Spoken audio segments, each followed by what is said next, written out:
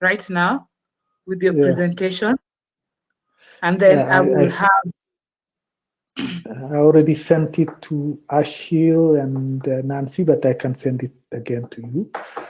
Just send it to me so that I can share it with my colleague who is on standby to do the projections. Okay.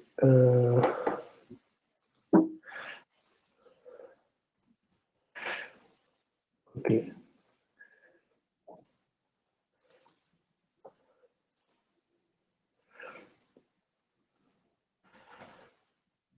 Okay. I have another laptop as well that I'm trying to use. Okay. This one, but it's better to have to do everything, to try everything. So the video does not work either, I think. Oh, it doesn't work on the Sept laptop. Oh, No, I can see the do you see the video? I know I don't see the video, but then the request to project your screen has been. Okay, it's coming. Okay, so.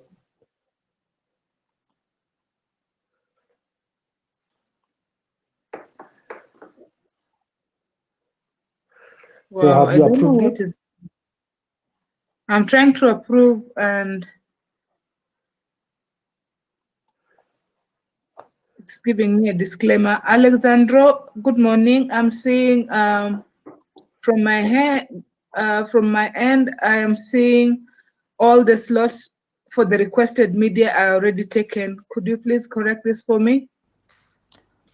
Yeah, let me look into this. Okay, thank you.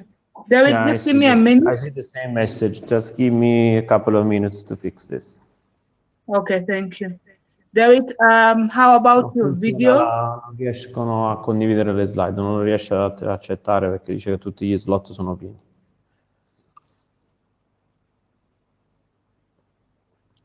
David, how about your video? Hello. Hi, Bob.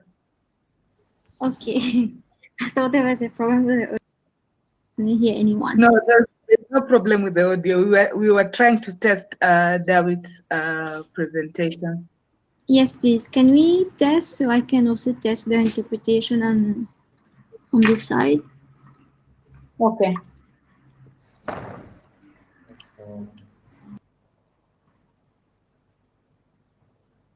Dovrebbe essere un problema. Cioè? Questa non riesco a liberare lo slot su Caruso. Perché?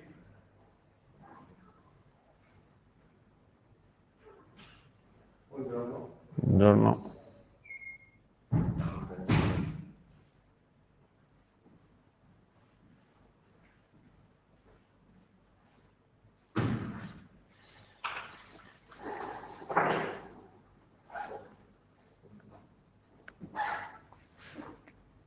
Non di trovare adesso. Lo posso provare pure io ad accettare. Accetto. No, la rete esiste, sti cazzo.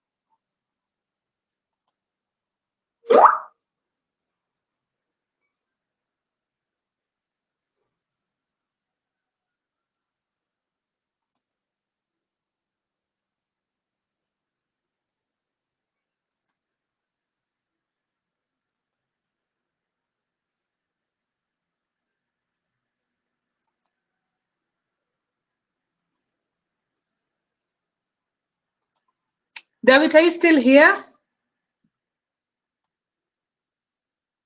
Hello?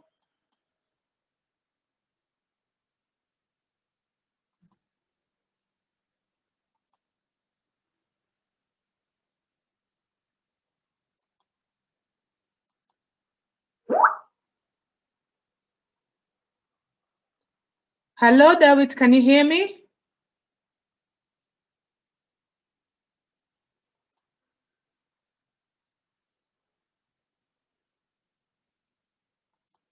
Hello, Mokhtar, how are you?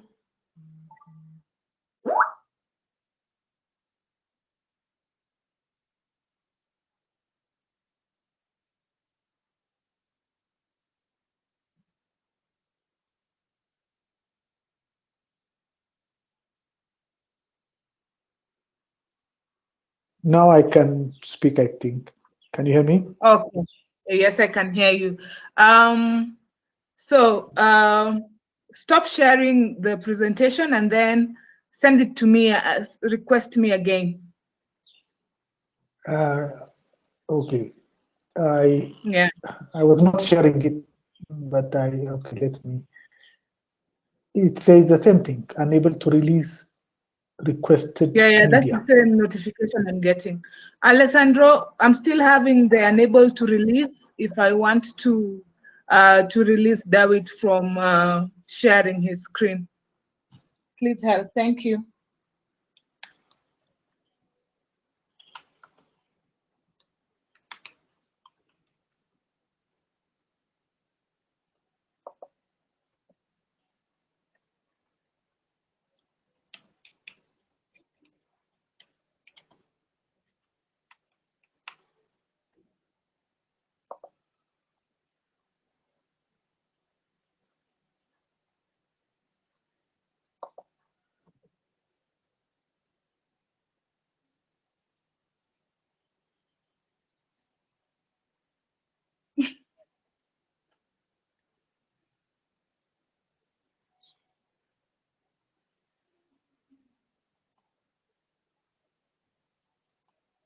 David, we were talking about your video. Yeah, the video as well. It's the same thing. Unable to what the message was, unable to obtain requested media. This So is on the I'm first trying. machine, the second one. That is on both presentation as well as video. So I'm trying to use another computer and let's see how it works. I'm having the same problem. Okay. This is Eddie. Let's use the second computer and see if we can see your video. If I see your video, then we are safe. I will have your projection. I received your presentation. I have downloaded it and sent it to the relevant person. Okay. Susan, can you hear me? I can hear you, Eddie. Good morning. Good morning. I also have the Your sound is a little bit faint. The sound is faint. Yes, we can hear you from very far.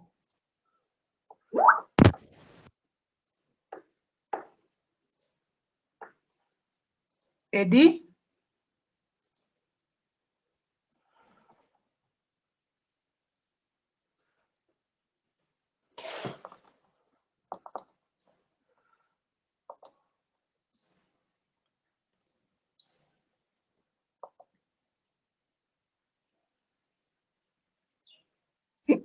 Hi, Susan.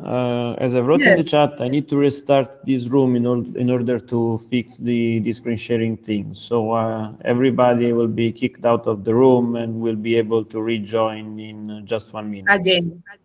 Okay, thank you. Please proceed. I am sorry, everyone. We are going to be kicked out and we will join in 1 minute. So you can log off and log in back in. Thank you.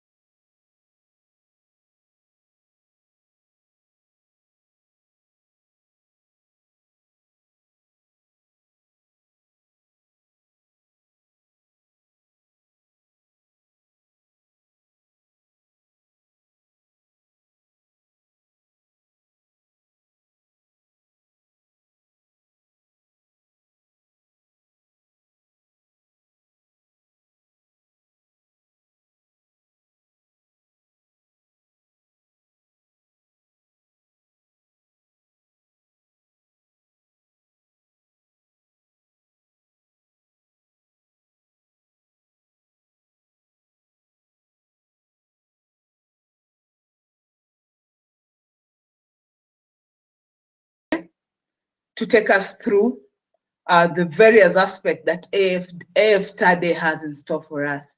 Stay tuned.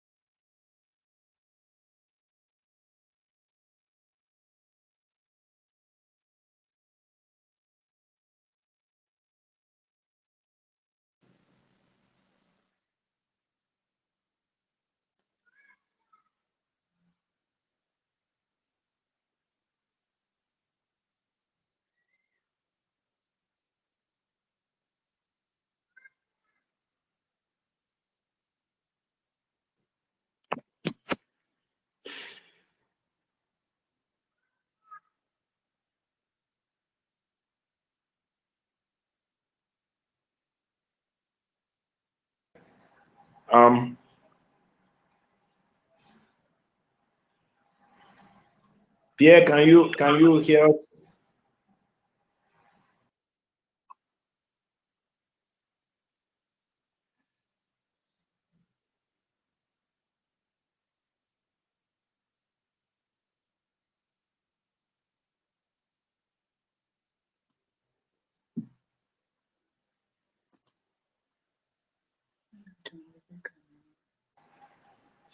Yeah, Pierre.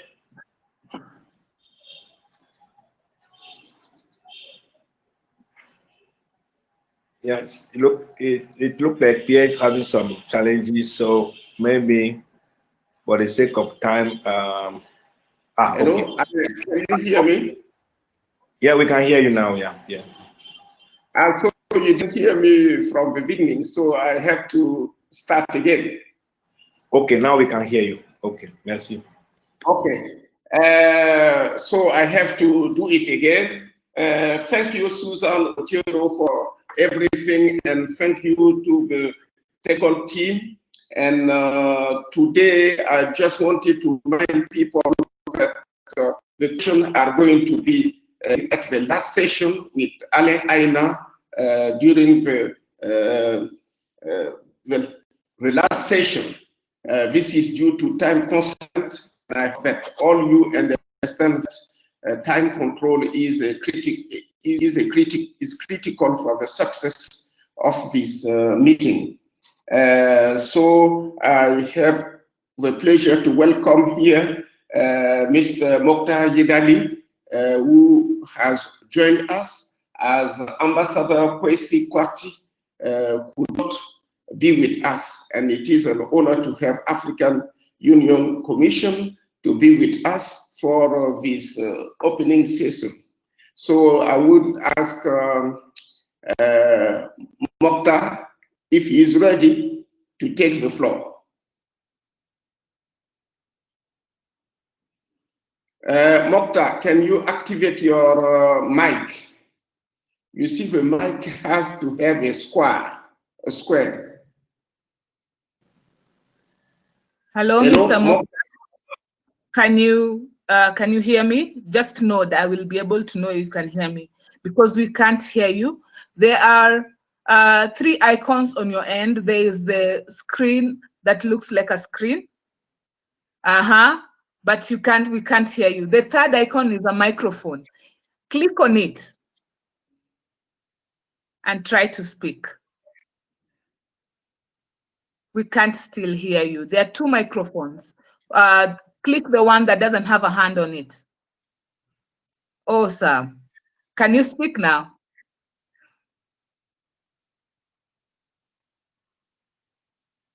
Hello? Hi. Can you speak?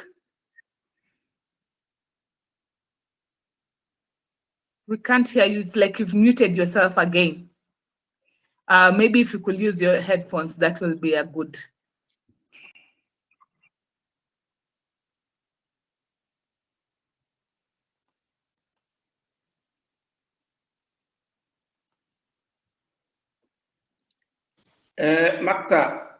Mokhtar, bonjour. Si tu m'entends, lève le doigt. Tu m'entends? I will also request that if you're speaking in French, please use the interpretation icon. Click the room that has the French flag below your screen. You will see 2 flags. Click the French one for interpretation. Okay, I have seen. I just wanted to make sure that Mokhtar understand what you are trying to explain to him in English. Oh, he is Francophone. Okay, help me, please.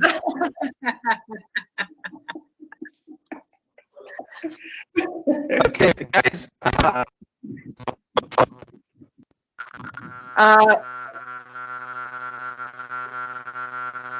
Your sound has an issue.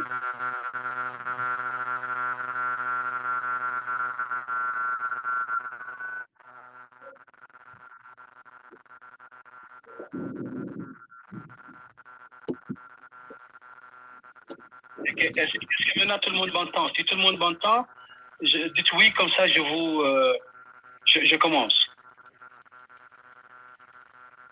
Est-ce que tout le monde m'entend maintenant? Do you hear me?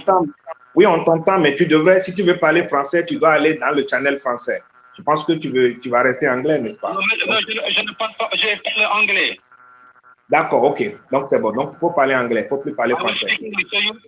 You do hear me now very well.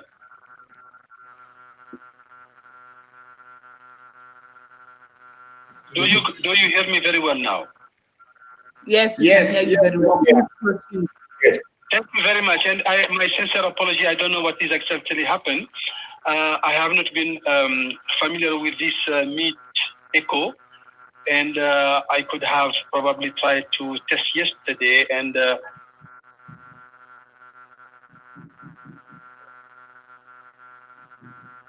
however, I am glad to be here today on behalf of the African Union Commission, and I would like to apologize on behalf of His Excellency, the Deputy Chairperson of the African Union, who was supposed to speak today.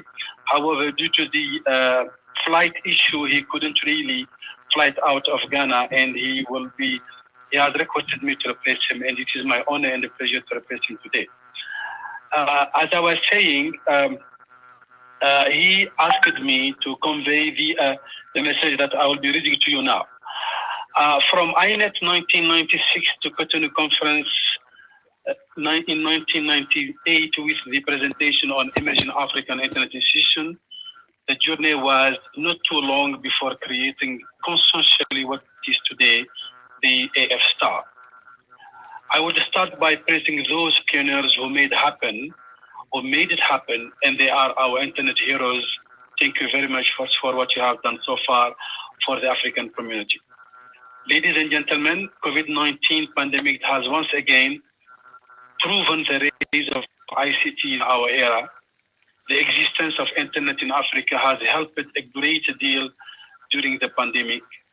Thanks to ICT and to the internet, we have all of us been able to continue our business and stay in touch with those we love. At the AU Commission, we have continued to deliberate on our policies and development remotely. Internet has become the factor, an indispensable tool and vector for socioeconomic development.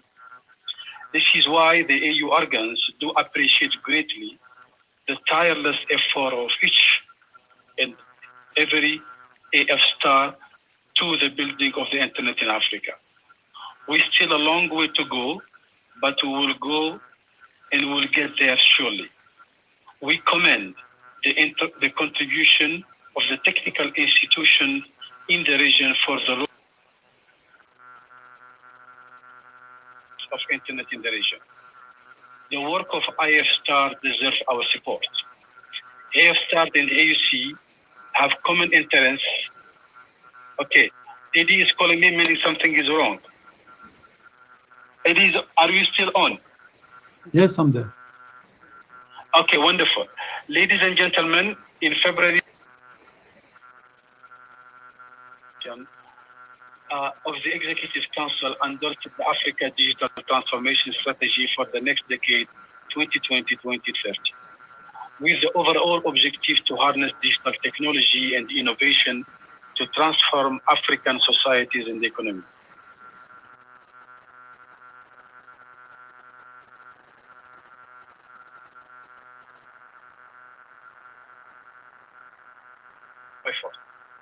This includes policy recommendation and processes and proposed actions to contribute to the creation of an ecosystem of opportunities for every African and lead toward the establishment of a digital single market in line with the African Continental Free Trade Area. With the launch of the African Continental Free Trade Area, the importance and relevance of digital financial services become primordial, as it will facilitate greater intra-African trade and put in place the need for cross-border payment systems in the operationalization phase of the AfCFTA. It will also facilitate the transactions involved in other financial products and services.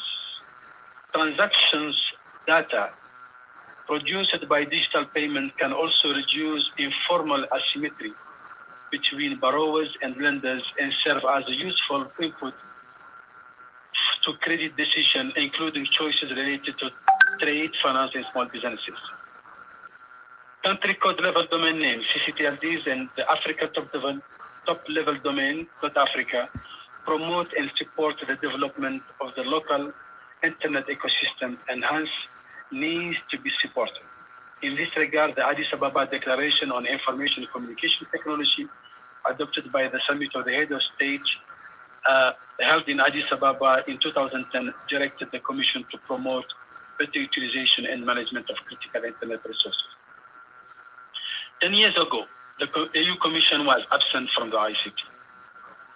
The Information Society Division, led by Mokhtar Yadali, has collected that and put the AUC in the map, in the heart of the action, working and engaging with each of the African AF stars. We have done the impossible tomorrow, and we will do together the unthinkable and create a robust and efficient African Information Society to serve our people and promote our development. Allow me again to reiterate that AF stars have succeeded in holding the Internet Africa together in a silent way for nearly 3 decades, and we congratulate you for the success. We wish you very thoughtful deliberation, and we look forward to reading about the outcome of the meetings as soon as possible. With this, I declare on behalf of the African Union Commission, the AF Star Virtual Meeting 2020 open. Thank you for your kind attention, and my apology for all these hiccup techniques, and I hope we have conveyed probably the message to you. Thank you very much, and over to you, Pierre. Thank you very much, Mokhtar, for this message. We are happy to see that ICT is on the top of the agenda at African Union Commission. We have been waiting for that a long time ago. It is done. We are happy, and we see also that you highlight here some issues like COVID, cross-border payments, free trade, and everything that puts data management in the center of the goals to be reached in Africa. So this is the end of the message of the African Union Commission. I don't know if Dr. Nikeno is ready to take the floor to introduce Kilman John from Korea. Is Kilman online? Kilman John is online.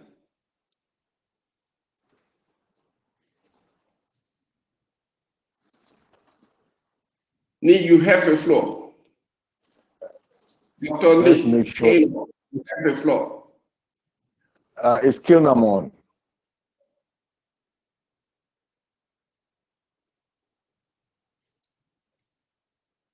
It should be coming in online shortly.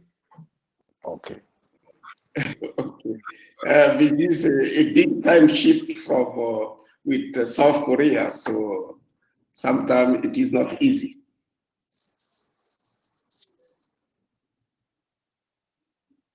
Maybe if you, okay, he's coming in shortly. Okay. So what suggests is that we have Dr. Nikeno maybe recall a little bit the cooperation between AIS' and Asia Pacific, as they have been very supportive since the beginning of the internet in Africa. Dr. Ni, can you hear me? Yes, I can hear you. Okay, can you make us a short review of the support of Asia Pacific to Africa on the internet matter, just while we wait for Dr. Kilman Chun? Okay, thank you.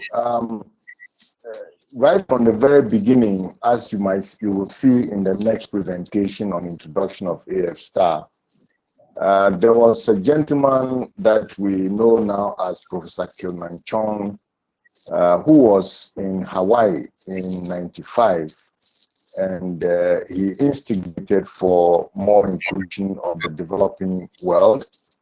And as a result of that, he recommended me for the program committee of the then Internet Society INET conference, which also came with workshops. So once I got on the program committee, it became a collaboration on how we could develop the necessary institutions that support the internet. And that was indeed the start of what we are discussing. And I believe that therefore it's very good for him to be here to hear it himself and at the same time share what thoughts that he has. But the collaboration has been very wide, and it continues today. And it's been on many different levels. We have collaboration with not only Korea, but also, in Japan because of another colleague in Morai. We even were together with lots of folks from Malaysia and India and so on when we were forming WWTLD. Some of you may remember those activities to try and for which ultimately resulted in the formation of the FTLD. In all cases, we've had, oh, he's here. In all cases, yes. Okay. So, Kilnam, welcome. You have the floor.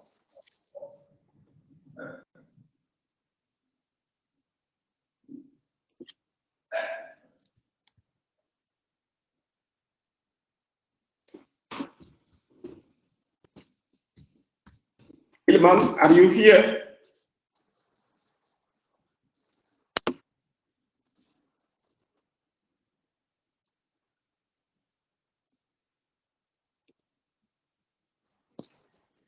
Yes, Kilnam, you have the floor.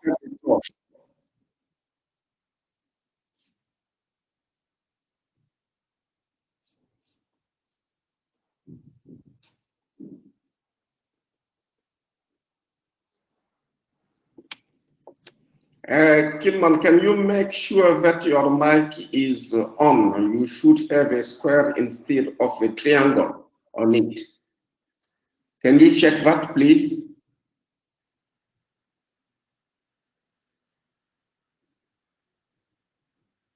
Please try speaking, Mr. Kilnam.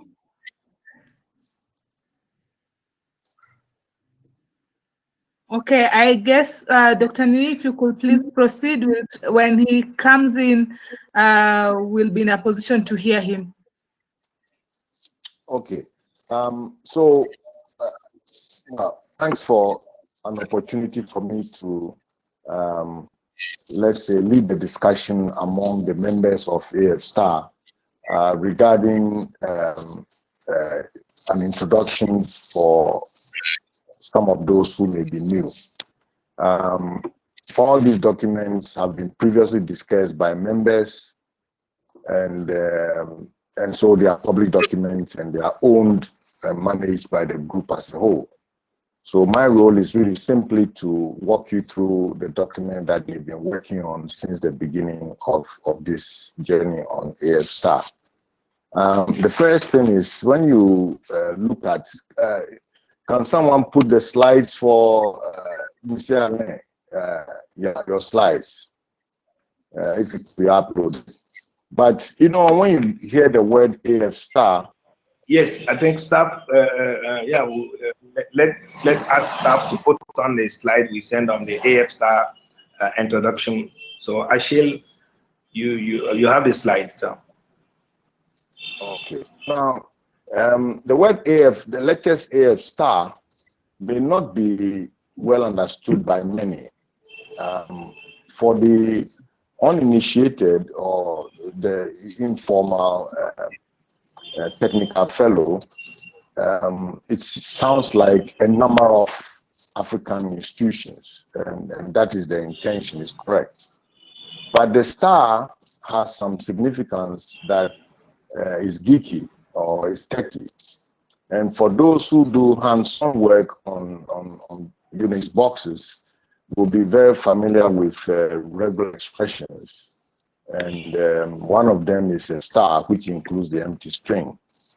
In the same way, for those who are very conversant in, let's say, theory of computation in our computing sciences, this is something we call clean star, and is a closure on a set of, you know, you might say, symbols, okay, where you multiply them in some particular way with concatenation.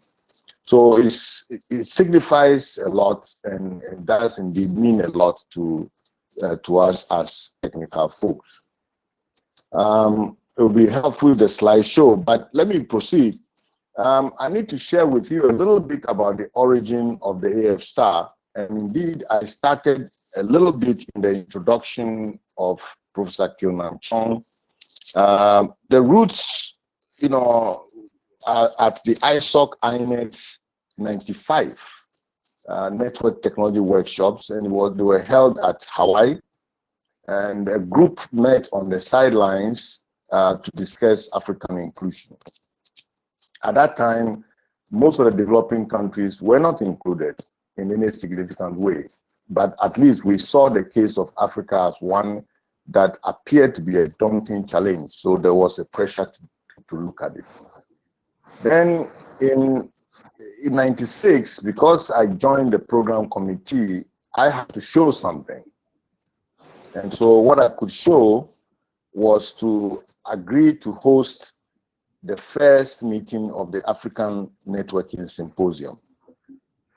And this was held in Montreal and ANS. And it was surprisingly very, very well attended, with over 100 participating, and active discussions evolved. Interestingly, the theme of the event was beyond basic connectivity in Africa. And I can imagine that that theme still resonates with Africa, because we have not fully gotten over the, you might say, the barrier of getting majority. Then, if you look in the archives, which will show up in the upload when you eventually get it, you will notice, you know, an ISOC summary of the outcome of the meetings. And it's very interesting to, you know, observe that if you look at the bottom, there are some 3 names that were the, you know, official organizers of the event. As some of you who know me, I never go alone. In this case, the names that were part of the organization of this were late Tarek Kamel, and someone who many may not know, but from Kenya, known as Shem Ochodo. So the three of us became the organizers of that event, and it had many participation, including folks from Leyland Initiative and so on, SDMP and others. Then we can take another look at the next thing that we can do is consider what happened maybe a year or two later, which was the AF' initial description. What happened was that around 98, or the years before, during the establishment discussions of ICANN, there was renewed interest in African inclusion to make sure that whatever happens at ICANN did have sufficient input of Africanness. And the conference was held December 1998 in Cotonou, that we often refer to as the Cotonou Convention. And in an update, yes, Kilnam, hello. Welcome. Welcome. Please go ahead and make your presentation. I'll pause here. Can you hear me? Yes, we can. Okay, but you cannot see me, right? Can you put on my PowerPoint? Well, you can't put on my PowerPoint. Did you? Well. Okay, if you cannot put on my PowerPoint, I guess I'll do without PowerPoint. Okay, thank please, you. Thank you. Thank you for inviting me to the AF' and a very nice introduction by me on the 1990s, starting from the Hawaii. And I'm talking today as a founder of APST. Okay, this meeting is an AF', and I formed the APST in the year 2000, 20 years ago. So I'm very happy to see the similar organization in Africa. And also, I'm spending much of my time on Asia Internet History project. And we published 3 books. And now we are getting ready to publish the 4th book next year. Then it just happened to my friend, Professor Ni Quaino. He submitted a personal essay in 3 years ago. This is on his personal history on the internet development in Africa. No, I thought initially I expect 3, 4, 5, 6 pages. Turned out to be it's about 40 pages. Then this time I asked Pierre Dandino to write a snapshot of internet in Africa this year. Now again, I expect about 4 or 5 pages. Turned out to be he gave me a 40 megabyte Word file, and which is very good. So I put those 2 together in Appendix H of the 4th book. Then I gave my thought.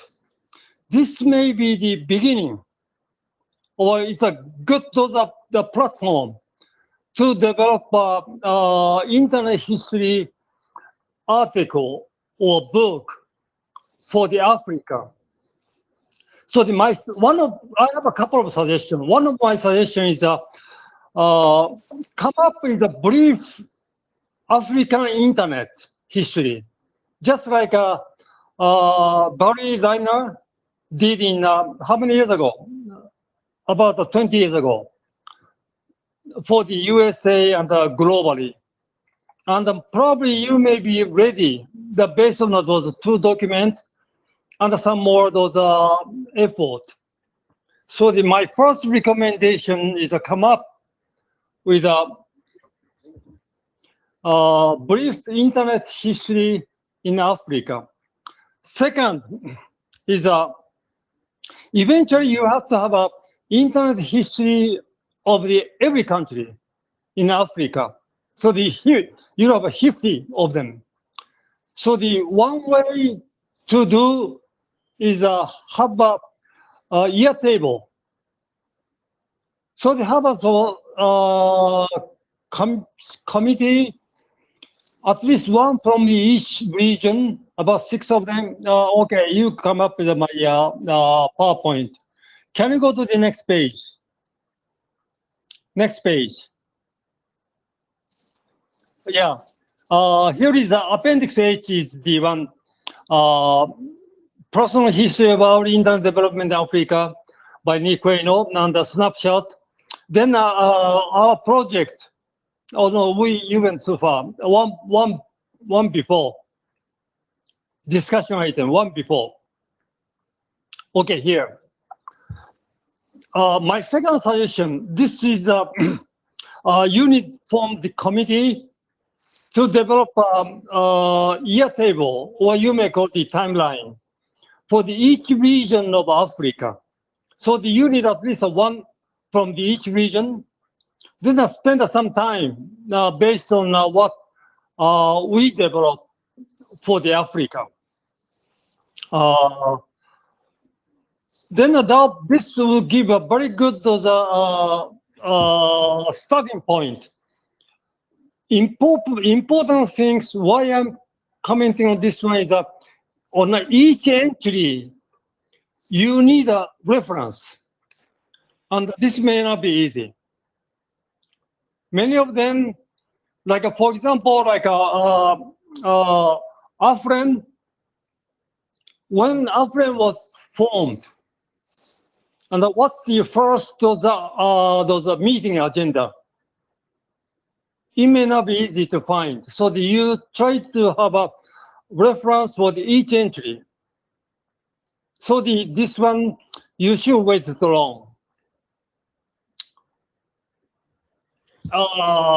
Then ultimately, probably you may develop the state of internet in Africa annually. Probably what the Pierre Dandijou started. And based on that one, probably you could develop. Those are those suggestions. And if you have a discussion on this one, the engagement at the end of episode, and if I'm still there, I may talk more. Thank you. If you have any question, let me know. Thank you very much, Kionam.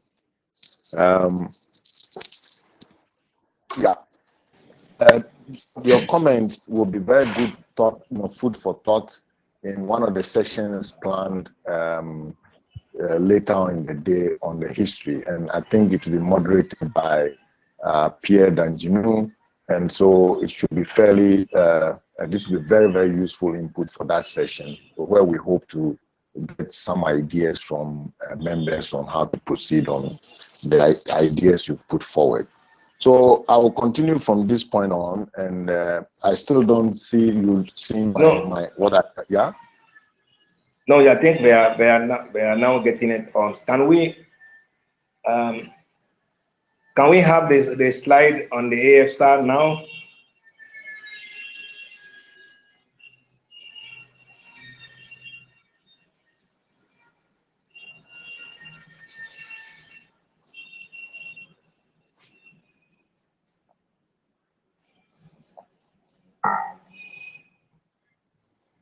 Anyway, in the interest of time, I'll move on.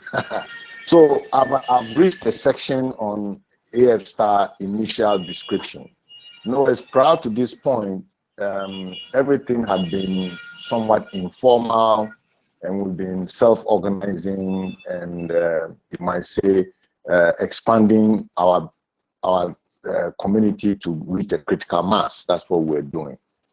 Then at some point, which happened because the ad hoc committee internet ad hoc committee that were having discussions regarding the formation of ICANN. In that process, we were actively involved. There were concerns about how to ensure that none of the decisions that are being made now without African presence do not become a problem in the future. And the response was, Africa has to do something, Africa has to participate, so that at least its inputs will be captured or reserved for the future. Because of that quest for inclusion, a conference was also held just about the time ICANN was being formed, December 98. And I was fortunate to have had a chance to give an update. We are looking for the AIS' initial description. So you have to go a little bit further back. Oh, no, you're going forward. Go a little bit back.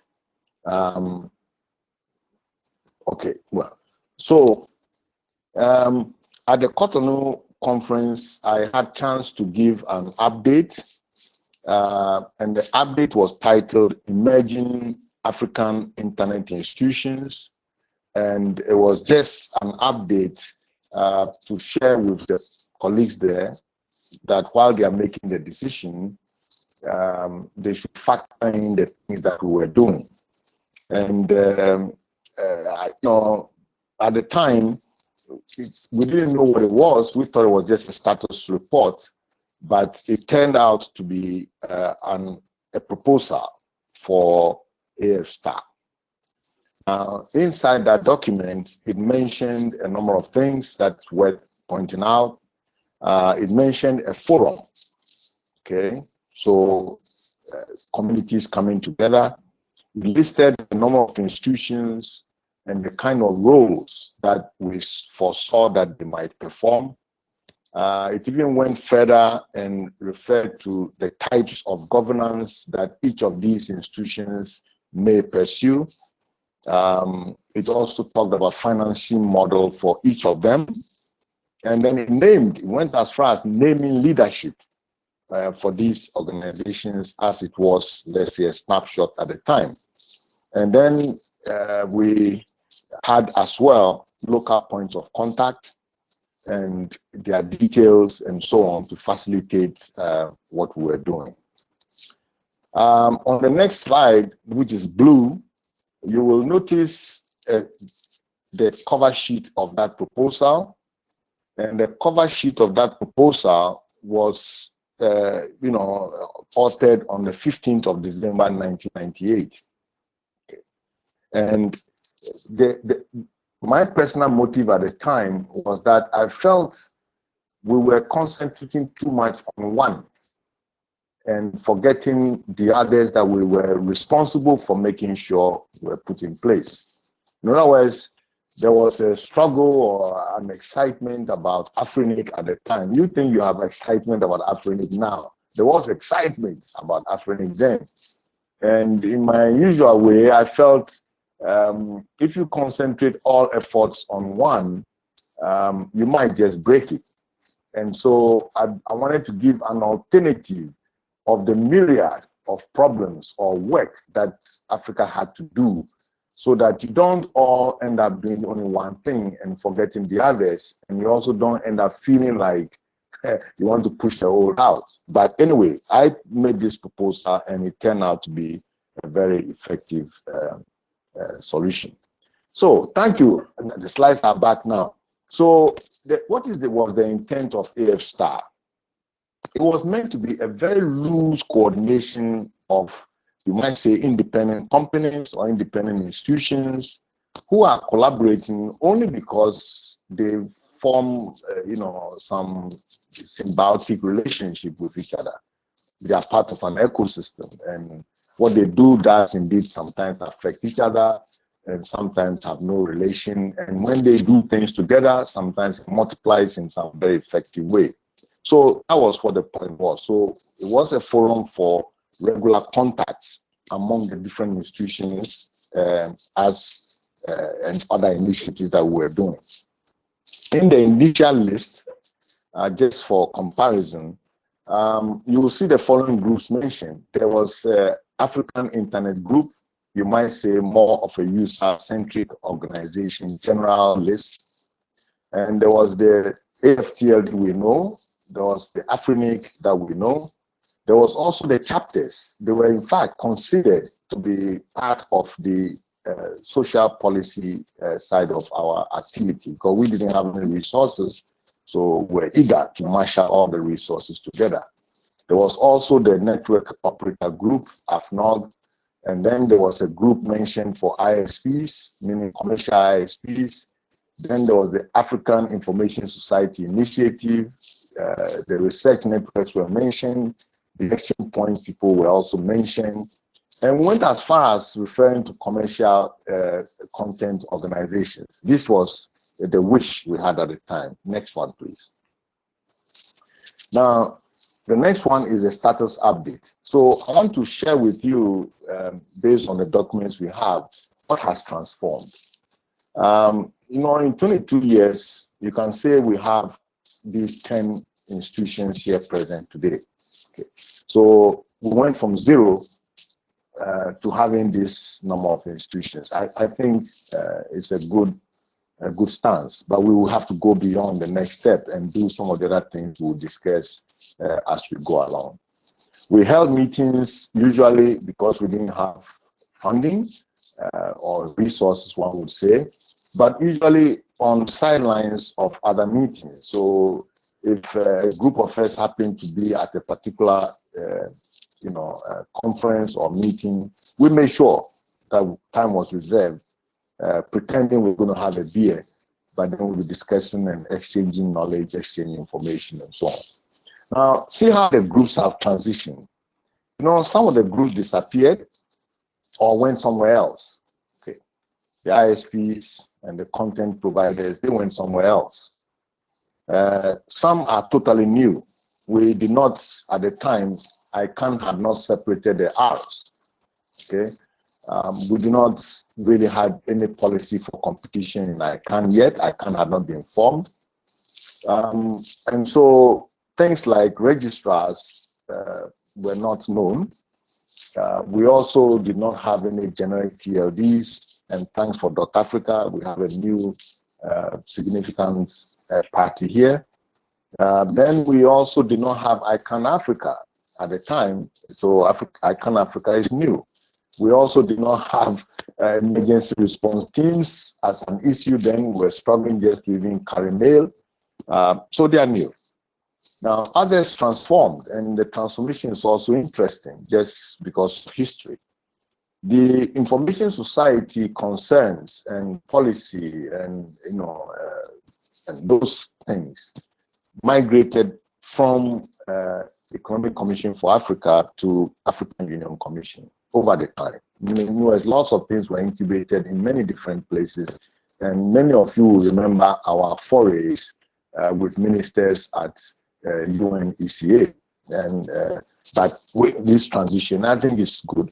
Chapters also have become integral part of ISOC Africa, and so it also shows a transition that we did. Now, one will ask, so what remained? What remained didn't change, constant throughout, which is typical of planning, are the NOG, the NIC, and the TLD group, and the REN group. These ones were constantly there, were mentioned in the first document, and they are still there. Next slide, please. There was the glue. What made all this thing work? It was because we had a certain common interest of building an internet, strong internet in Africa. Personal interests were not involved. If you had personal interests, you went somewhere else. You didn't come here. We came here because we were trying to sacrifice for Africa not to be left out. Because we knew the dangers, the digital divide, the economic disaster, and so on. So they also share a common philosophy of openness, and you heard a lot about the openness from Steve Crocker yesterday, and also multi-stakeholder bottom-up approach to some decisions is shared by these groups, and they act as resources to each other meaning that they support each other and they share resources, and they maintain a document that they call the guiding principles.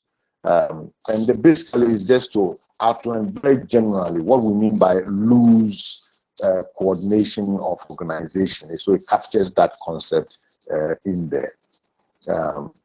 It's meant to be that we don't have to step on each other. There's plenty of space. We collaborate. Occasionally we knock heads, and then we realize we are in the same ecosystem, and we resolve, and we sort it out. We laugh and we go. Next one, please. So how was this thing seeded? You see, to create something like this, if you start creating all of them in one go, you will not do any. So we channeled the star, the AF star itself was pushed behind AFNOG. So no one saw it. You only saw AFNOG. And AFNOG became the first self-formed, it became the initial community, and it was directly a port. If you understand what I mean, it was a lift. We lifted this from Internet Society Network Technology Workshops, and not only lifted the knowledge, we lifted some of the instructors as well to seed this activity we're going to do. So it didn't just happen. There was some strategic thinking, and it did seem to have worked. The rest, I think, I will leave for the institutions themselves here to tell. But the main thing was we had to start from somewhere. So we took the NOG side of the activity, then we hit the star behind the NOG. So as the NOG community became mature, then we saw what could we spin off, and then the star pushed the groups out. But they all came to the AFNOG area. So with that, I say thank you for this particular portion of it. If members have questions, I can take them. Otherwise, in the interest of time, I'll proceed with the guiding principles. But if members want to make a comment or ask a question or elaboration, I'll be ready to do that now.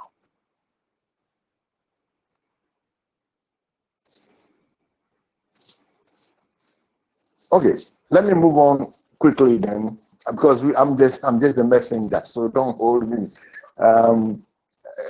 Okay, guiding principles. In other words, if you have as many organizations as you need, which is what the star connotes, there could be many, and they may not even know each other because they're not playing the same part of the ecosystem. So whatever it is that is common to us, that are concerns, must be somehow documented somewhere. And we revise them periodically when we have meetings. Okay, so next slide for you. So whenever we have meetings, we modify them.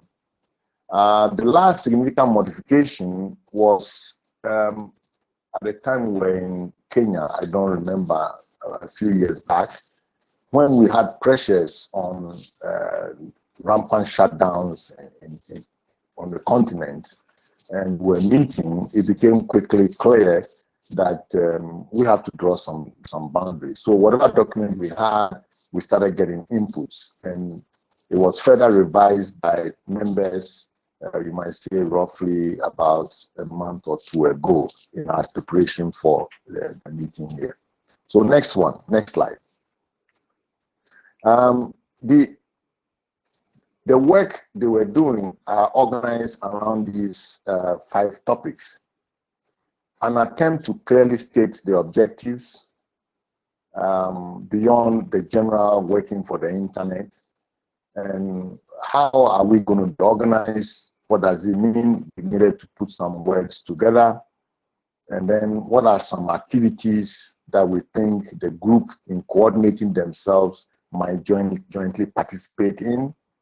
And then the forum will involve participants, and the participants, we need to also have some register of who are the participants, because they are committing themselves to these guidelines. And there are procedures also that we try to follow, some of which you know, but we are saying that we are committing ourselves to follow those procedures. Next one, please. So the ASR intent was for a loose coordination of independent institutions collaborating. Wait, I moved. Okay. So I'm on the objectives. So the purpose is each organization becomes the other's keeper, and a synchronization forum on public positions on the internet related issues. So if there's an issue that spans beyond one organization, we would like to have a forum by which we get it discussed. Many a times it's not a problem, but it's about mobilizing so that we can have bigger impact.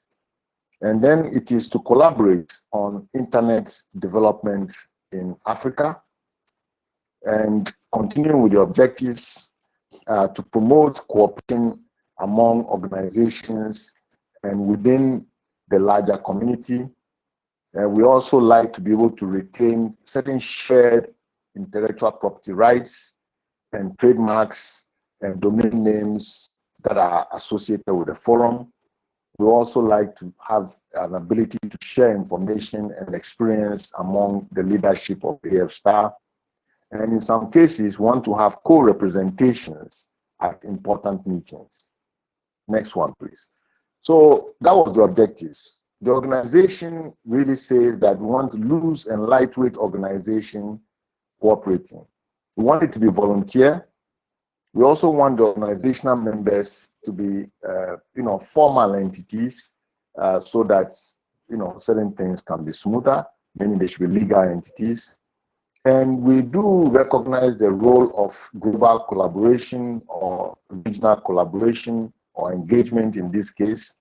So we have a role for associate members, and the associate members are global AIS' organizations and African intergovernmental organizations, meaning, African Union, even your regional communities are potential participants in this category. If the way we have our own close relations with the RRRs, if the RRRs want to participate through this forum, it's welcome, because we like to at least have the experience captured in here.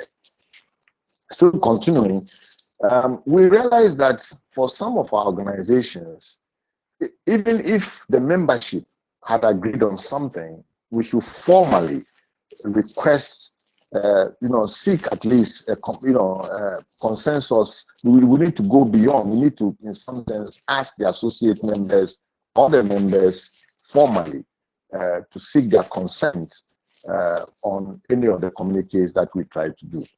In other words, we don't want surprises.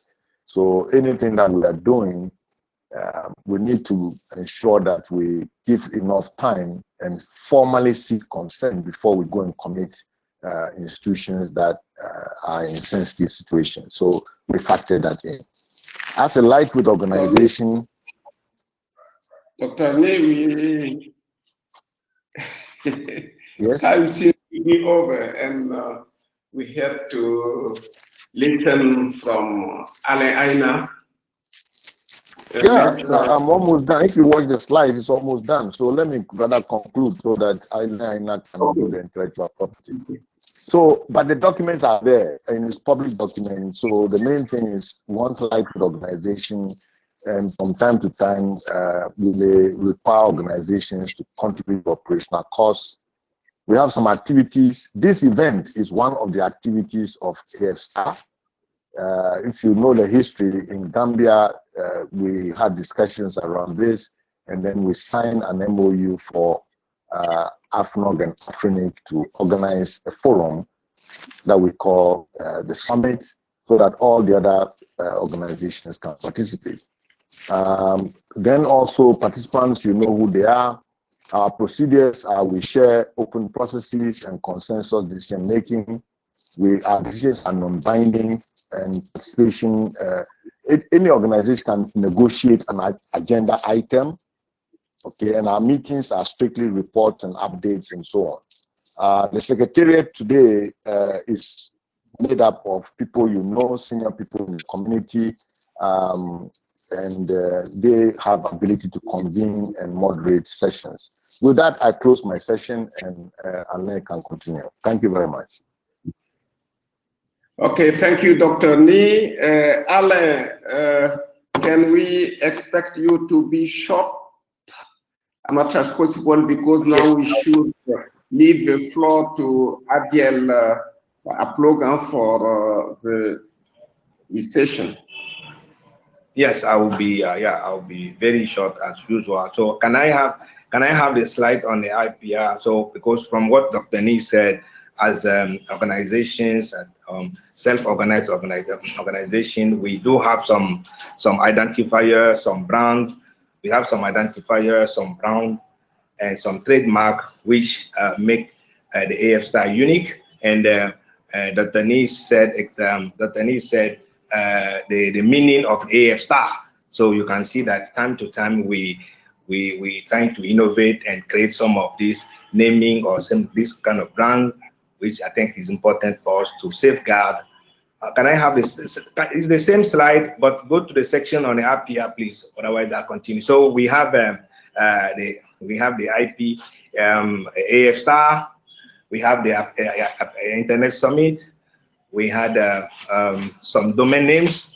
We have some domain names, and all these things are currently held for the community by some individual. And so please go to the slide on the intellectual property.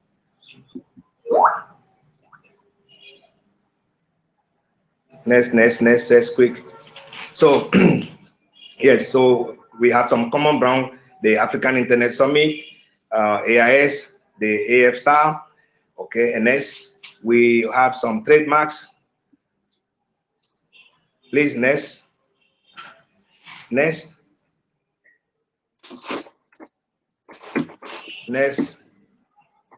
Yeah, we have some share.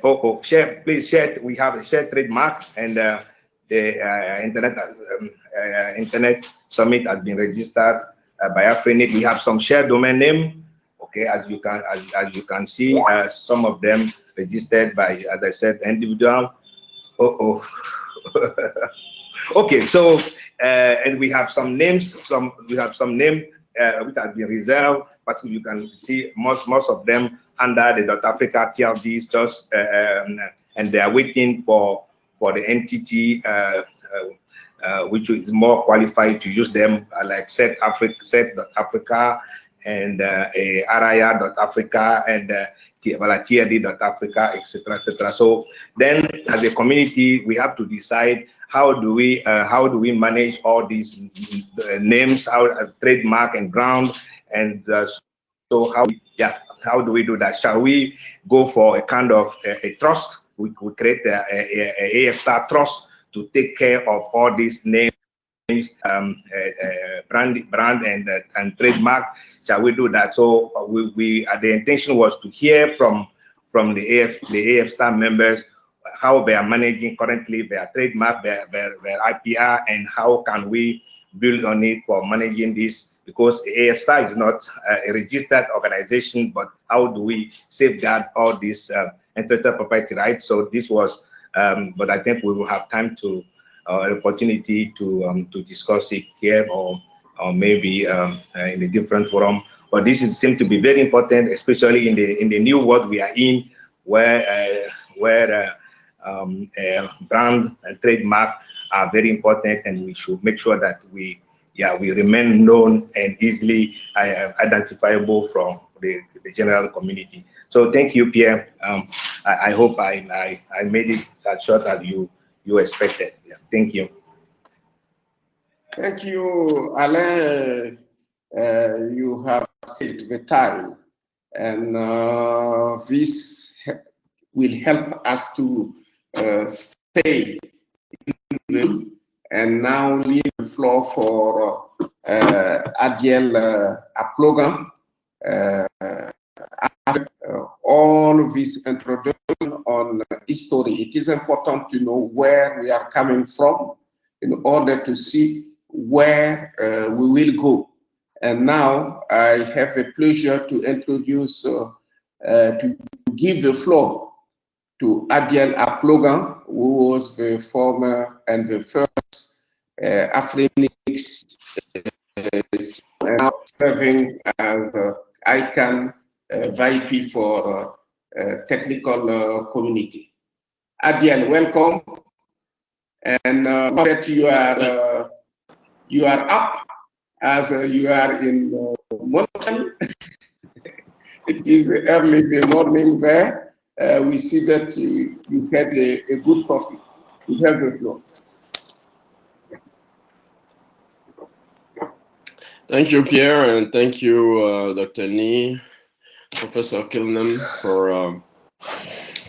and Alain as well for this good first session of this morning that give us a little bit of overview of the F-Star, where it comes from, where it's going, and how it's currently structured. So we are getting into a little bit deeper into the meat after that introduction to kind of look at what is going on at the level of those I-Star organization or participants to the initiative. We will hear during this session from 5 I-Star organization, and that will take us through what they are doing. We will hear from AFNOG with our own Nancy Dotzer, who is the Executive Secretary of AFNOG, Eddie, the CEO of Afrinic, Ali Haji from AFTLD, the new chair of AFTLD, Mohamed Diop from AF Registrar, and Lucky Maslela from Dot Africa, one of our proud registry for the for the region. Because we have a little bit delay, I will ask you, my panelists, please, if you can stay on time. If we have a few minutes, we could, take a few questions and exchange. But let's go straight into the presentation, and I will ask Nancy. You have the floor. Thank you, Adil. Hello, everyone, and a warm welcome to you all. On behalf of African Network Operators Group, AFNOG, it's a pleasure and privilege to give our update for the AFSTAR program today. African Network Operators Group. Sorry, Nancy, if I just to add something, if a panelist, if you can, feel free to put on your video so that participant can see you if you feel comfortable with that, but there is no constraint. But just say. I have, thanks. But it says it's unable to. I've tried several times. Oh, okay. We will ask Afrinic logistic team to take care of it. Thank you. Go ahead. Okay, thank you. Hello, everyone, and a warm welcome to you all. On behalf of African Network Operators Group, AFNOG, it's a pleasure and a privilege to give updates for the AFSTAR program today. African Network Operators Group, AFNOG, was conceived by 2 African pioneers, Chris Pinkham and Nick Queno, and an international friend of Africa, Randy Bush. AFNOG was then established in 2000 as a technical capacity and community building organization for network operators and IT engineers from African universities, research institutions, etc. The current secretariat is made up of Rachel Ajati of Togo, Esther King of Gambia, Elizabeth Dake and Nancy from Ghana, and Badru Ntege of Uganda. We all volunteer our time for AFNOG activities. The Secretariat essentially coordinates AFNOG activities, solicits sponsorship, sorts out finances, produces reports, etc. The inaugural AFNOG workshop and conference was held in Cape Town, South Africa in 2000, and we have since then run 20 annual workshops, tutorials, and conferences in 20 African countries. AIS 2020 AFNOC conference happens to be our first virtual conference due to the COVID pandemic. Unfortunately, we could not run our workshop and tutorials this year. The plans are in place to address this.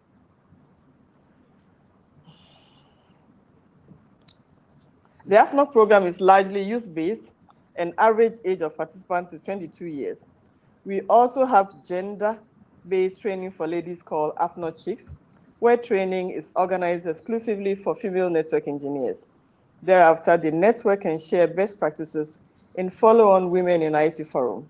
This helped in growing female participation in the AFNOC workshops and conference from 1.4% in 2000 to 30% currently.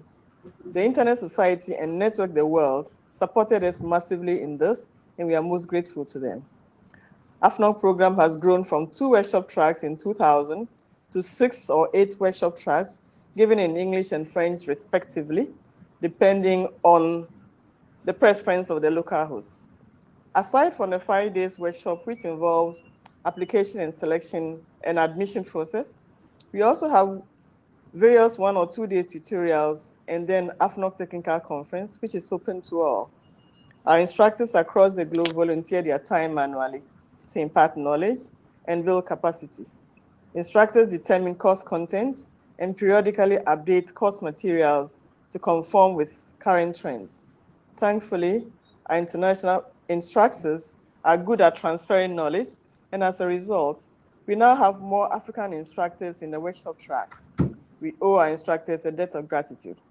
Country hosts over the years were South Africa, Ghana, Togo, Uganda, Senegal, Mozambique, Kenya, Nigeria, Morocco, Egypt, Rwanda, Tanzania, Gambia, Djibouti, Zambia, Tunisia, Botswana. We are populating the map of Africa, and host countries are colored green. From 2017 to 2019, Kenya, Senegal, and Uganda kindly hosted us for the second time. These 3 countries are colored purple. Thank you. Regional representation in the AFNOC workshops over the year as follows: East Africa, 33%, West Africa, 32%, Southern Africa, 20%, North Africa, 10%, Central Africa, 5%. It means we still have a lot of work to do in the Central Africa region. It's been a long, hard road, but we chalked some modest successes as well.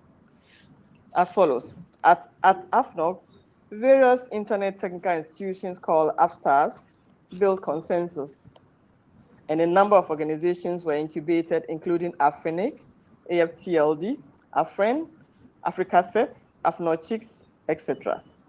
Several former participants have volunteered to become instructors in the workshop tracks currently.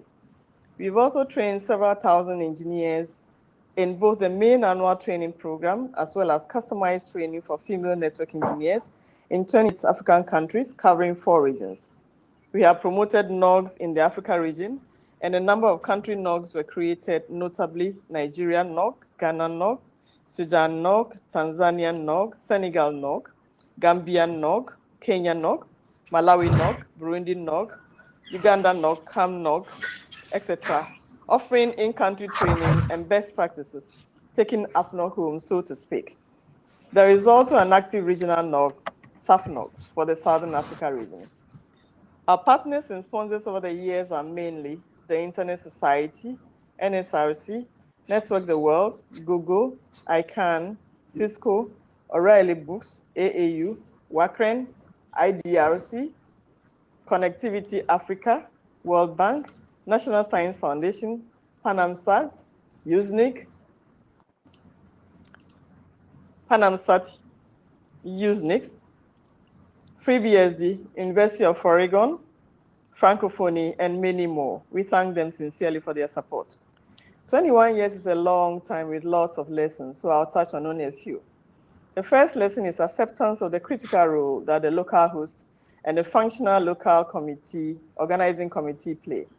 The activities range from providing local logistics, equipment to support venue selection, local contacts, recruiting local workshop participants, raising local funding, contact with policy authority, immigration, entertainment, and more. The second lesson is the importance of sponsors. Although cost to participate in AFNOG workshop is a bargain and offers a support community for alumni, we have to find sponsorship for the needy, typically from universities and community networks. We also have to find network operators or ISPs to sponsor their employees to attend. Regulators have often come to our aid in sponsoring participants from governments and academic communities. The third is gender inclusion can be achieved with improved background of applicants. AFNOG has women participation among both student intake and instructors, which is now 30% and 25% currently. Last but not the least is relevance of strengthening coordination among AFSTAs as we roll out new organizations in the ecosystem. Their role needs to be distinct and taking care not to impair other AFSTA in the ecosystem as we share funding sources, expertise base, and overlapping communities.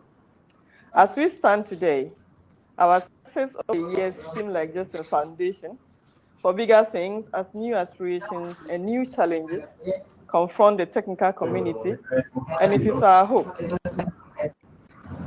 And it is our hope that we continue to meet the needs of the Africa Internet community.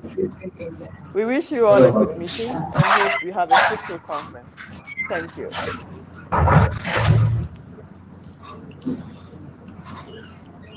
I'm done. Much for all you are doing to keep the community skills up to date through AFNOG trainings and all your teamwork, hard work that you're doing to keep it going. We really appreciate it. I think you have put a lot of effort again, once again, to make sure that this meeting happened virtually this time with the support of other AIS'20 organizations, of course. But just to say thank you, particularly to you and your team for all you're doing. We will now move to the second presentation of this panel, which will be from Eddie. Eddie is the CEO of Afrinic, and Afrinic is, one of the central organization of the AIS'20 due to its ongoing service and the critical role it plays in the ecosystem by providing those critical resources for operators and ISP to provide their services. So Eddie, the floor is yours. Want to hear a little bit more from Afrinic side. Thank you. Thank you very much. Dear colleagues and friends, comrades and partners, good morning and afternoon or evening. That we have this meeting, that we are able to share. This is not the presentation for this session. Please hold. Just leave it at that. Eddie. Can you hear me? Eddie, if you can maybe get a little bit close to the mic, that will be useful. Right. Thanks. Is it better this way? Can you hear me? Is it better this way?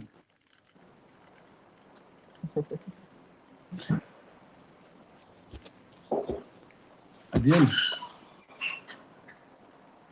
It's okay? Okay. Yeah. I was like...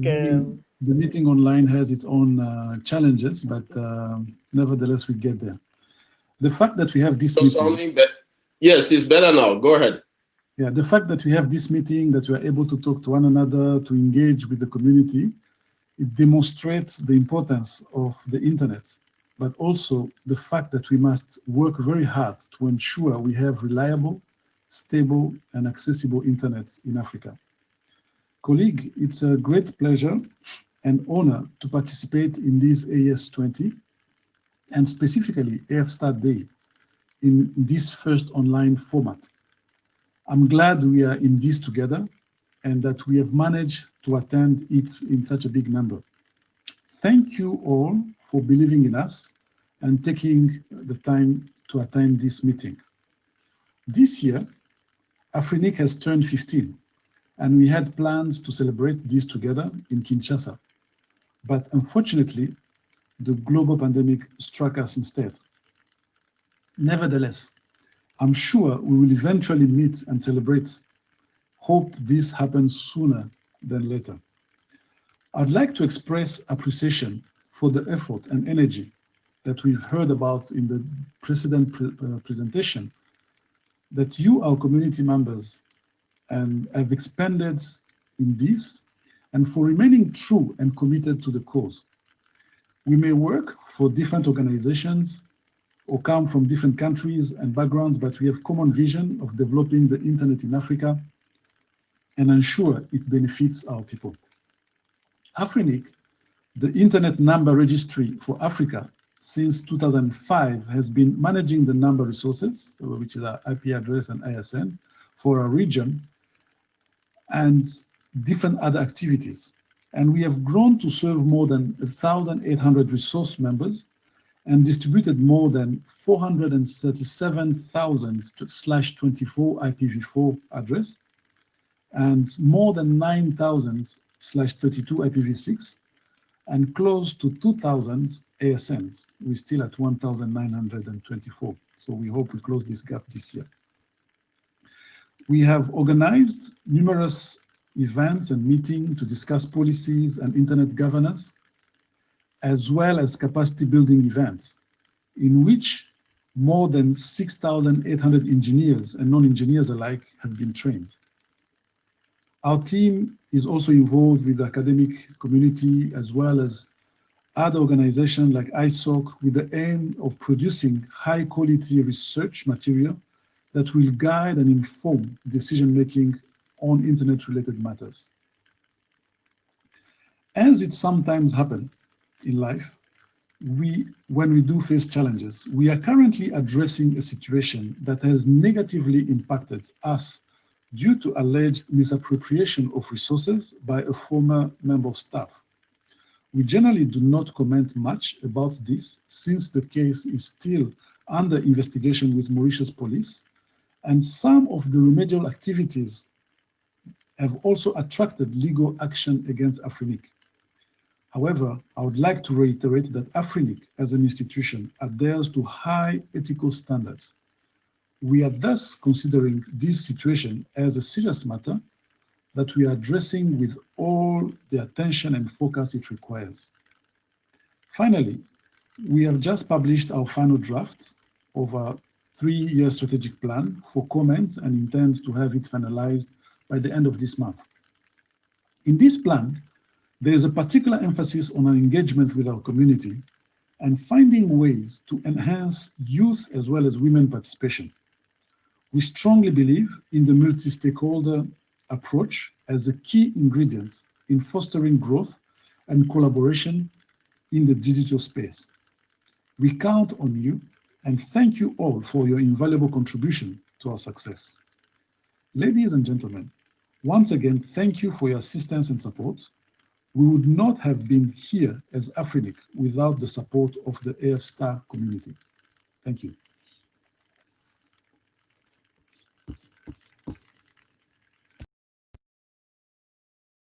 Eddie, for these updates, give a very good overview of the organization. I'm sure over the coming day, people will hear more about Afrinic as you having your meeting as well back to back with this one. But thank you for the support you're providing to the other AF' organization and also continuing to support the operator community. For the sake of time, I will just move to the next speaker in the queue, which will be Ali Haji Mahdi, the chair of the AFTLD. So the AFTLD is the association of CCTLD manager in the Africa region. They provide support and a framework for CCTLD around the continent to collaborate and cooperate. Ali Mahdi, the floor is yours. Okay. Thank you, Adiel. I'm Thank you. Good morning, good evening, good afternoon, everywhere you are. I'm in Comoros, and here is afternoon now. I'm Ali Haji, and I will speak on behalf of AFTLD, Africa Top Level Domains. Normally, I have just a presentation. It will be in English, but I will speak in French. Please.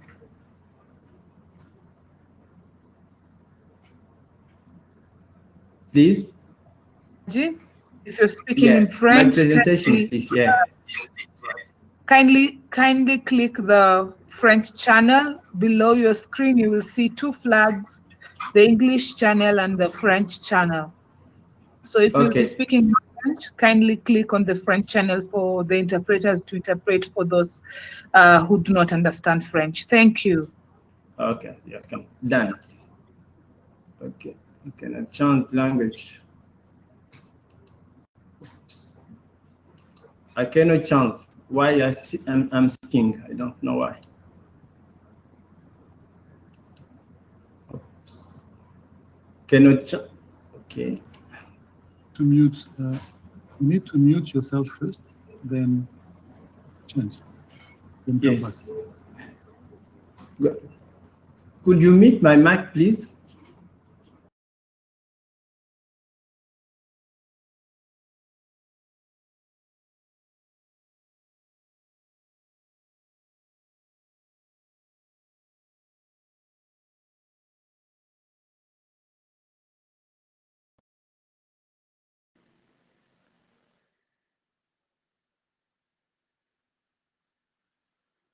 Ali Haji, have you unmuted yourself?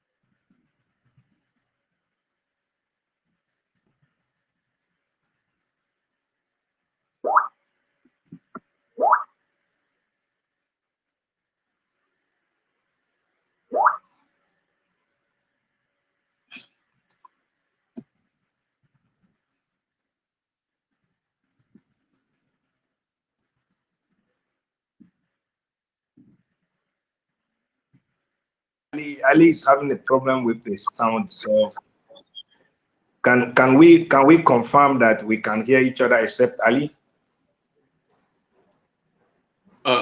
Yes, he needs I thought Okay. Yeah. He needs to okay, can somebody himself. help him? Yeah. So can you help him on through a different channel to Alain, can I please give him instructions? Give him instructions. Go ahead. On your screen, you will see, next to your name, you will see three icons. The first icon is like a screen. The second icon is like a video. The third icon is a microphone. Kindly, that's why you click. When it's squared, you are unmuted. When it's a triangle facing the right side, you are muted. Awesome. Now you can be able to speak. We will have interpretation. Thank you. Try test so that we can hear. Kindly speak. Speak in French, it's okay. They will interpret.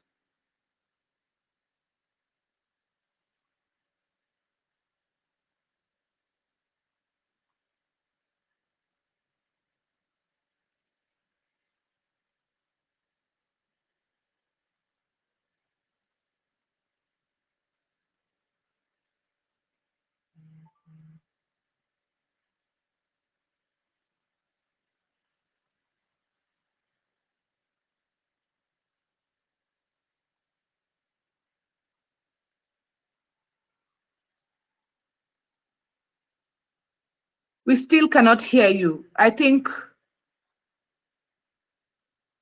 is it possible for you to proceed in English? Yeah, hi. Can I suggest that you probably talk to him back channel to get this fixed? And Okay. if the next speaker is ready, we can probably take him. Mohammed, if you are ready, maybe we can go with you. And when Afrinic is trying to get IG up, IG up, IG up, IG up, IG up, IG up.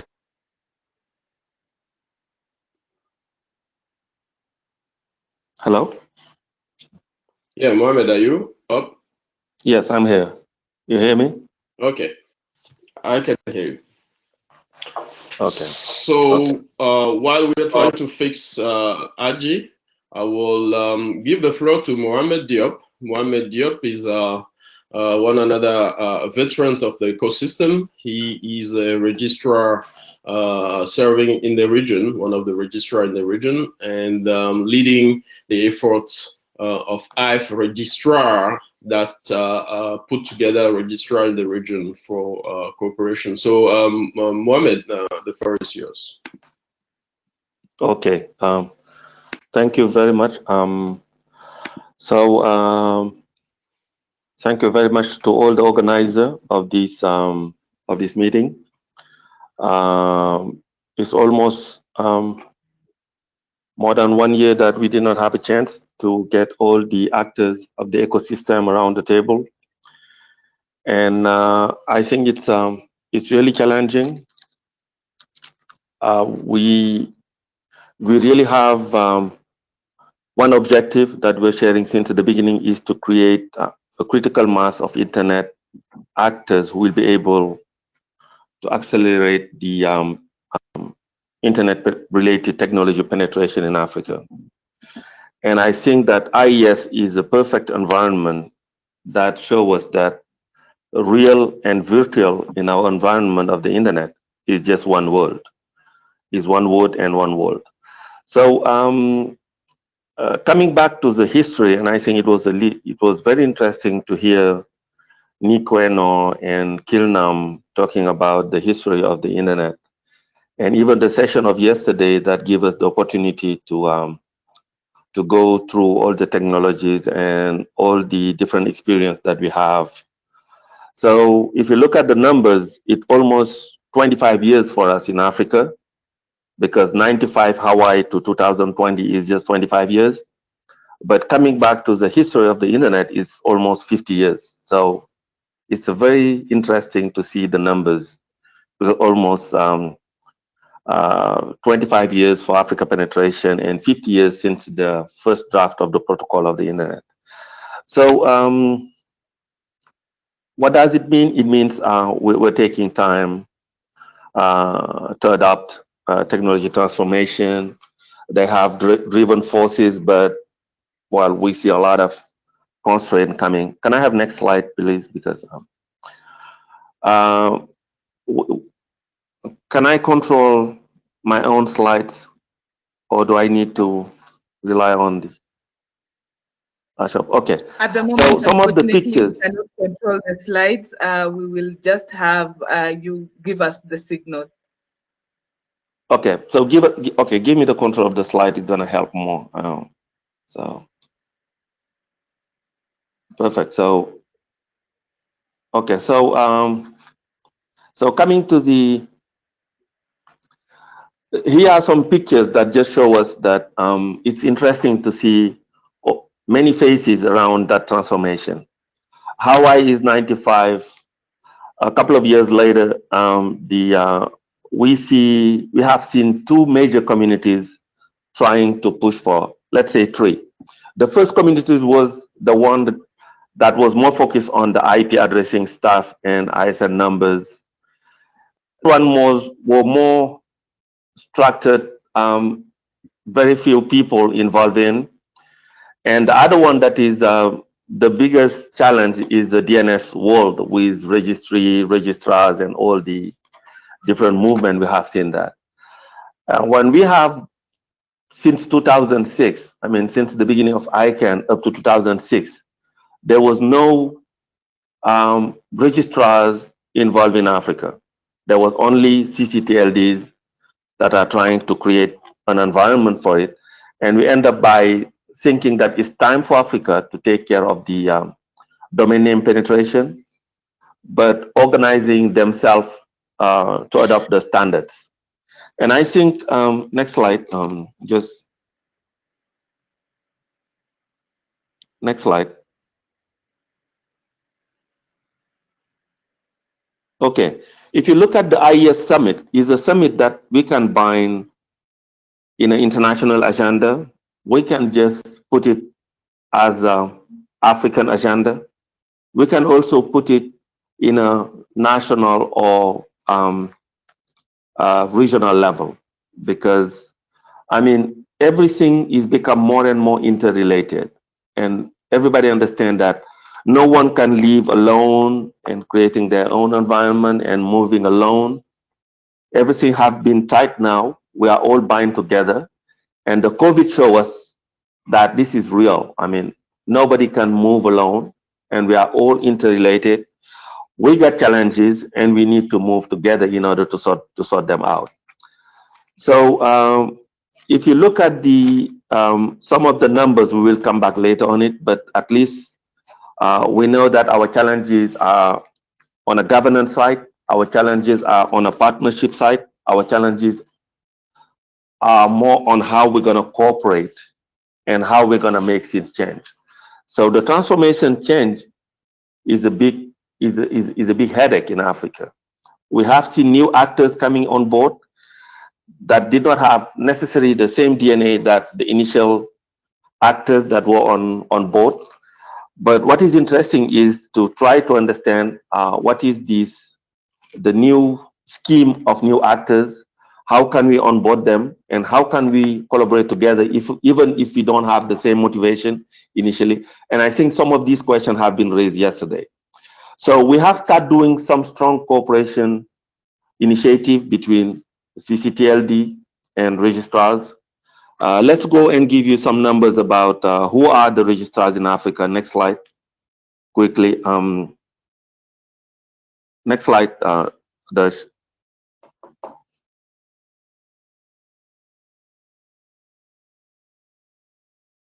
Okay, we are not many, but if you look at the distribution of the registrar in all Africa, is very diverse, from South Africa up to the north, from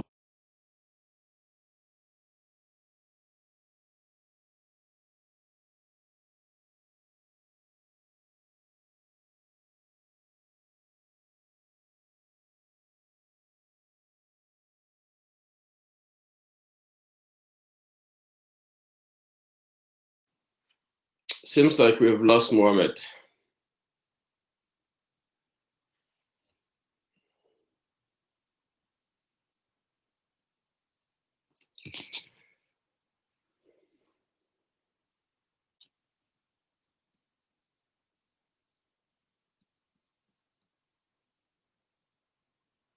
Let's give him a few minutes to maybe reconnect.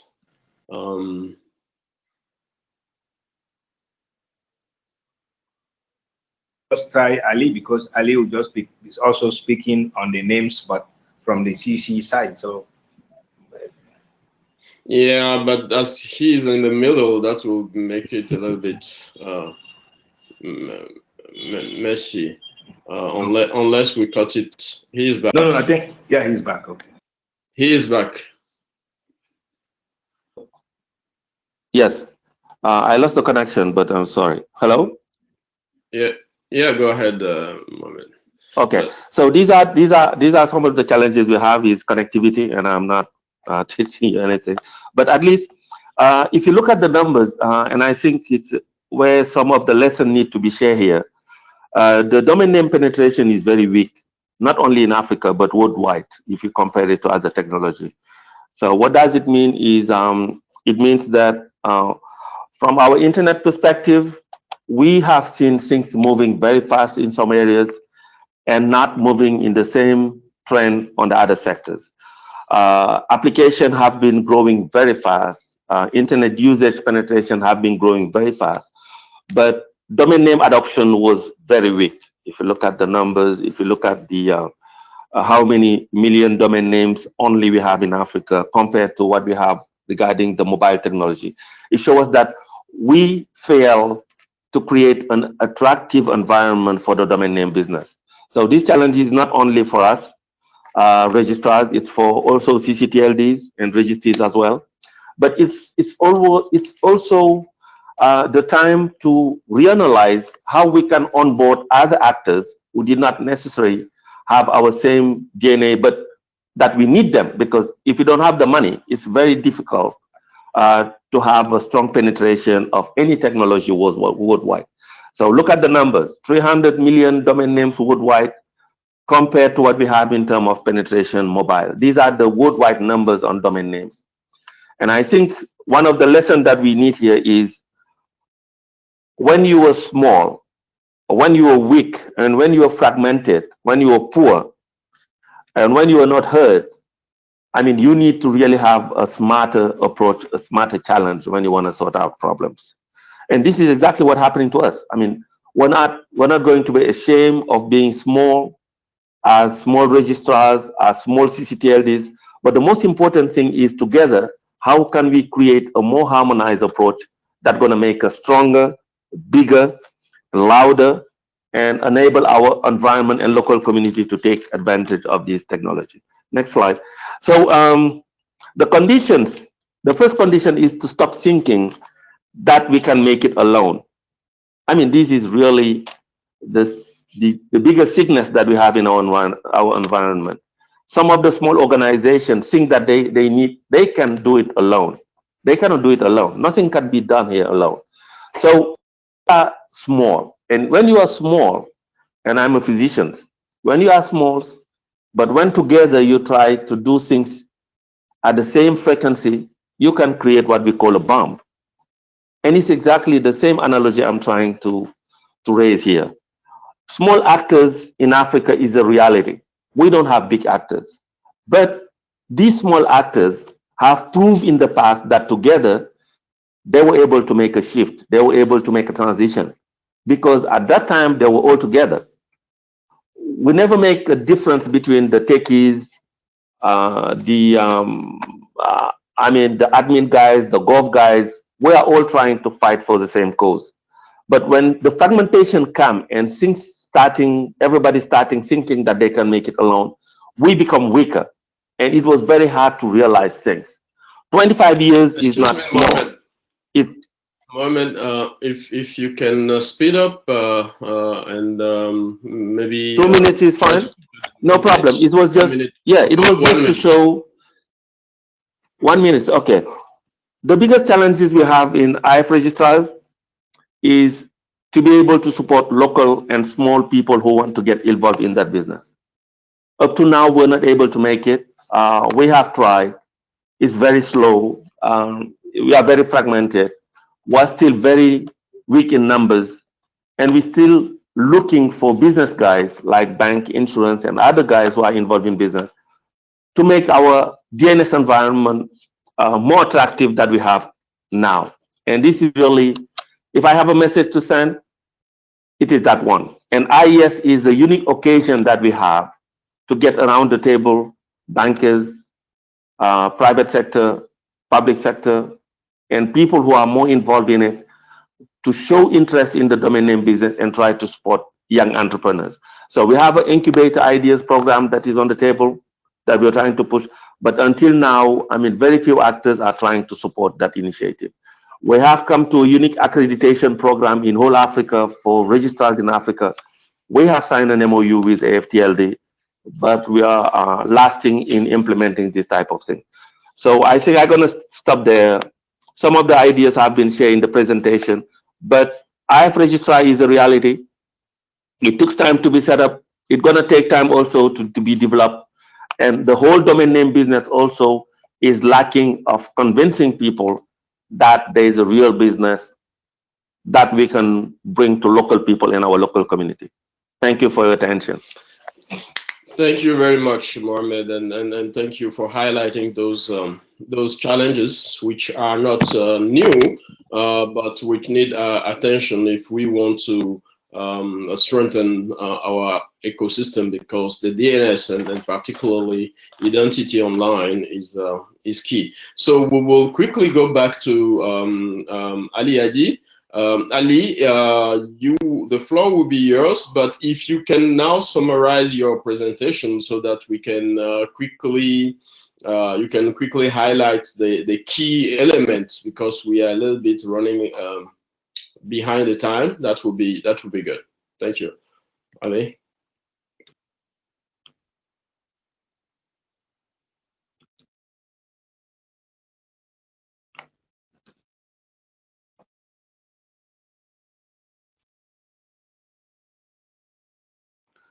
Okay, for the technical problems earlier on, I hope that you can now hear me clearly and perfectly. I represent IFTLD. I am Ali Ajid, president of IFTLD, which is a non-lucrative organization which works as a focal point for all the African top-level domains managers. So we discuss matters on an international level, on a global scale of what is connected to a policy, but also in order to present the group's position as one voice. Very quickly, as we do not have much time together, how is IFTLD structured? First of all, there is a General Assembly that takes place every year, and after the General Assembly, we have a board of directors, ESCOM, which also represent a committee that also represents ESCOM, which also represents the board of directors, and we also have the staff. At the moment, we have one person that occupies the General Secretariat's position. As for the board members, these are made up of 7 positions, 7 people who are spread about in different countries, and we can find Botswana, Tunisia, Senegal, Kenya, Burkina Faso, and .mg for Madagascar, and of course .km for the Comoros Islands. So at the moment, we have Barak Otieno, who is the Secretariat Manager for AFTLD. So what are the highlights of our action over the last 12 months in 2019? So the year 2019 was reflected in AFTLD, the fact that we managed to motivate and increase the number of participants, increase the participation of members in ICANN, and we have also managed to launch the official launch of NIC.ss, which is for South Sudan. And we also had the signing of the memorandum of understanding with Afrinic and also with AfraLaw. We also, as Mohamed Diop mentioned during his presentation, with Mohamed Diop as a representative for Africa Registrar, we also signed the heads of agreement, which means that our work and our reflection is carrying on in order for us to have a memorandum of understanding, which would be much better, as we know that registrars play a very important role in order to develop the different CCTLDs in Africa and throughout the world. So how could I summarize the different activities during 2019? The year 2019 was a year that, of course, enabled us to carry on with our training program through the workshops. But this 2019 year has especially seen us have a new workshop which was organized, which was heavily focused on the marketing side of CCTLDs, because we organized some training workshops in Iraq, Iraq, etc. But we noticed that in terms of marketing, the African CCTLDs still needed some training in that area. So we also took part, as I mentioned earlier on, in the official launch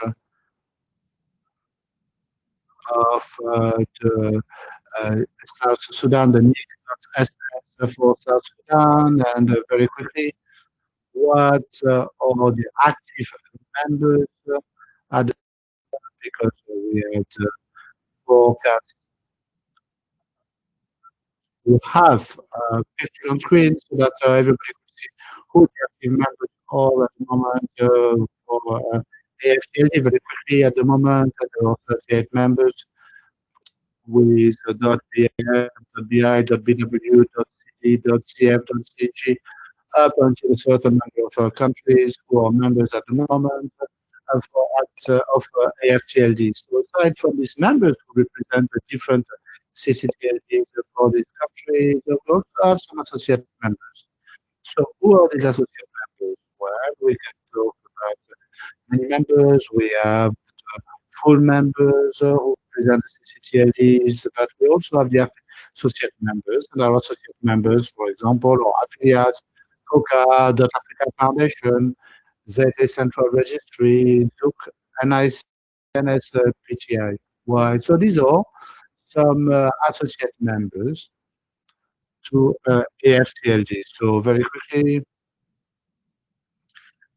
these are the activities and actions that took place in 2019. But as for this current year, 2020, we have some other objectives and goals because we had noticed that we need to get closer to the African registrar so that together we could carry out some common activities and common actions. That's the reason why we will further develop in terms of communication in order to remain in permanent contact with different CCTLDs, and we will also propose to relay the different events that could be organized by the CCTLDs, which will enable us to push forward in that sense and to have an increased visibility in the African level. There are some objectives that are closer to our heart. For example, the data observatory. The data observatory is a very important project that would enable us to have a global vision for the evolution of the internet industry. And at the moment, the works are still carrying on in the next few months. I hope that I will probably be in a position where I will be able to come back to you in order to tell you that the project is already being implemented and that all the data will be made available. So, as we do not have much time together, as we time because of technical glitches, I think that at the moment I will stop here, and I wanted to thank all our partners who provide us with their support and who enable us to remain very active and a way that we can remain very dynamic and go towards achieving our objectives, support digital Thank you, development in Africa. Ali. So many thanks for the time allocated, and I do apologize for all the technical glitches that I had with this presentation. Many thanks. Yeah, thank you, Ali, and thank you for the work that the FTLD is doing to get the CCTLD together and also share knowledge. Thank you. We will move to the next and last presentation of this panel with our friend Lucky Masidela. Lucky is the CEO of .Africa, which is one of the GTLD serving the region. Lucky, the floor is yours, and if you can help us catch up a little bit with the time, that would be much appreciated. Thank you. All right. Thank you, colleagues, and across the continent and the globe. I have a presentation, and I hope the colleagues on the other end can share the presentation. I need to talk through this presentation. Kindly share it. Yeah, please. Whilst they're sharing this presentation, what I always has been my view with regards to Africa is that it is one of the single biggest projects that has demonstrated the success of collaboration. It is through collaboration, hard work, and tenacity that Africa is now Africa's digital identifier, not only for Africa, the continent, but for the globe largely. Africa brings the continent of Africa together, and particularly the internet community, under one umbrella, enabling for e-commerce, technology, and infrastructure to flourish. And this we owe it to the entire continent. If we trace the journey of Africa, which is the next slide, it's something that resonates best by or through the presentation that was given by Dr. Nee earlier on. We owe nothing except to the Africa Strategy Group. We owe everything to our existence to the AF*. They are the architects. The concept comes from the African continent that we need to have our own digital identifier. This concept was crafted as early as 2008. This could be even earlier, and further, endorsed by our African Union through your Abuja Declaration. And we saw then eventually after the Abuja Declaration, the AUC issued an expression of interest and invitation to various participants. And this is where we prevailed in 2012 and entered into this contract with the Africa Union Commission, thanks to pioneers like Mokhtar who made this possible, And in 2012, we, through the support of the continent, we had at least 60% of countries on the continent supporting our bid. We applied and we prevailed. 2014, we signed the agreement. Unfortunately, immediately we signed that, litigation commenced. It cost us and took us back by 3 years and 3 million on top of that. But finally, in 2017, we were successful. The litigation today, I can tell you, it is behind us. We can now provide a clean Africa for the entire continent. These are the pioneers that have made this possible. And when we talk about the Hall of Fame for Africa, you will definitely see some of these names standing out there. We really see them as the pioneers, the ushers, avant-garde, who have made our journey easy and possible. Next slide. Next slide, please. Now, in talking to this journey and celebrating our pioneers, I'd like to share with you what we have achieved in the last 12 months, from last year to this year. Our growth in names from 21,885 to a number of 26,000. This is still below our initial target, but we think with your participation, we would be able to achieve that. A snapshot of the registrar market, who are in the lead. Tucows is still in the lead with a 34% market share of the domain name. Dimetrics, a South African entity, with 19%, and then the rest come in second, third, and fourth and fifth.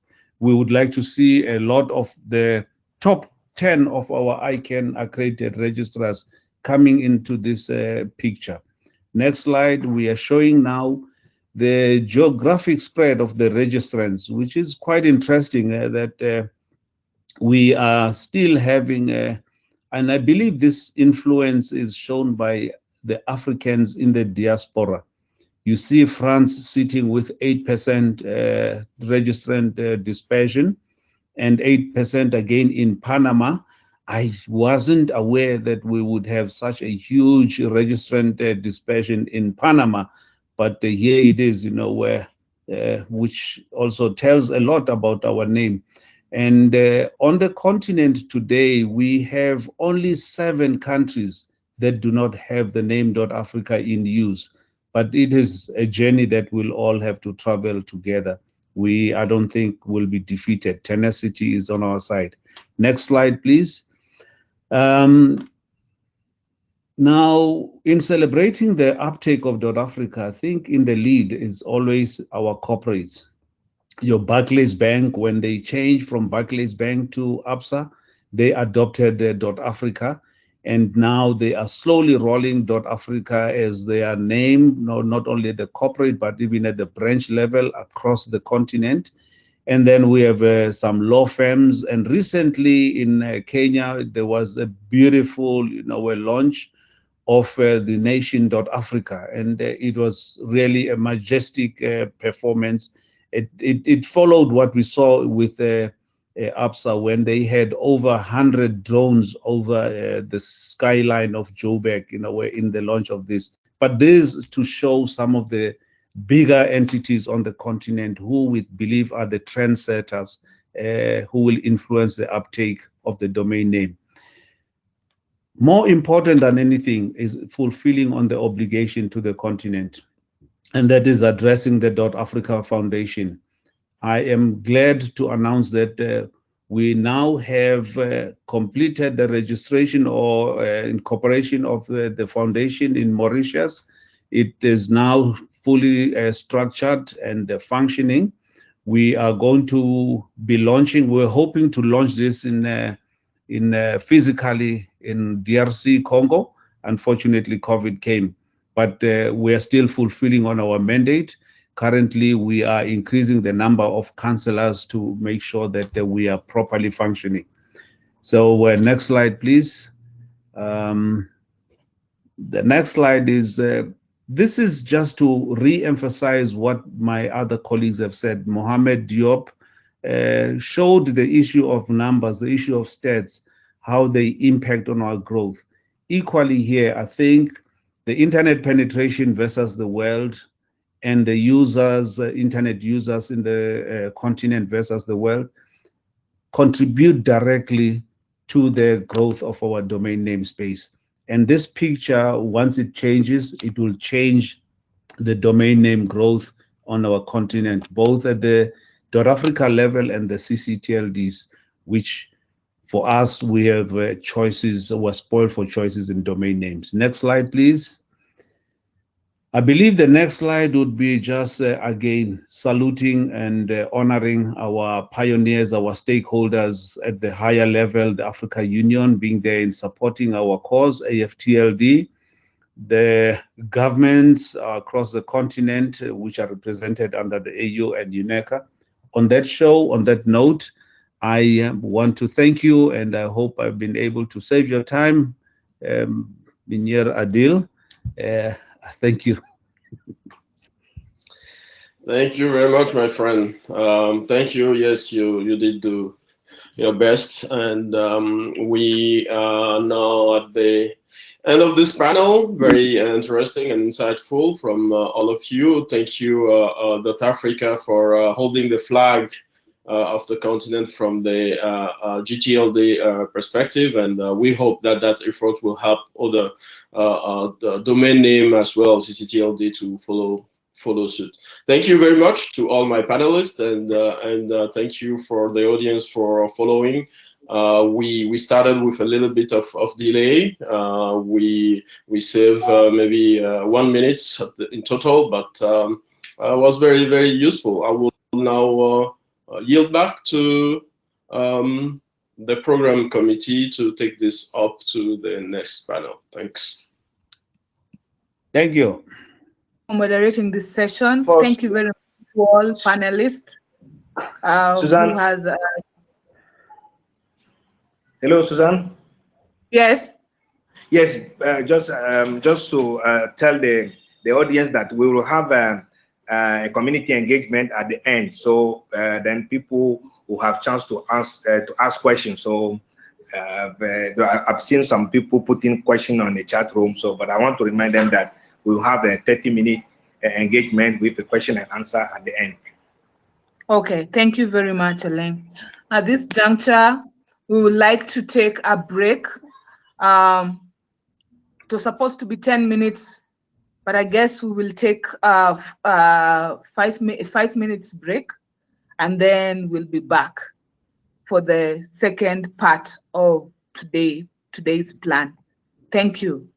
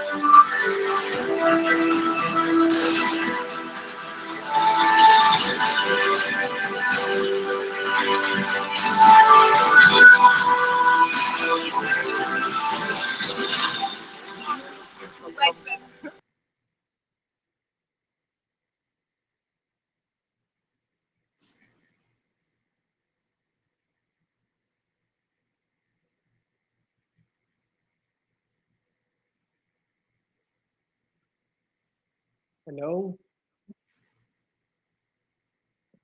Can you hear me? Hello?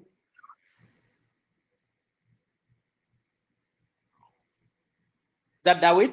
We can hear you, David. Yes, very good. Just speak a little louder.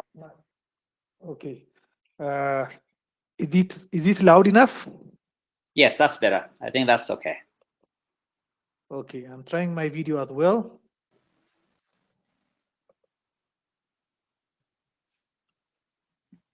Looks like it works.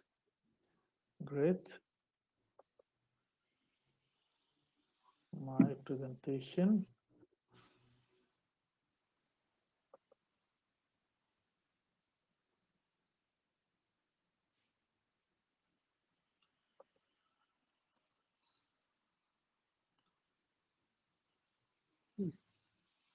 Hi, David. Your sound is a little bit faint. I don't know. I'm trying. Okay, I'm going to try to have my mic in front of my mouth. Okay. I hope this works. Yes, it is. It is a little bit audible. Yeah, I think Okay. now we are set. Okay, Try yeah, scrolling from your end, and then we can finish the testing.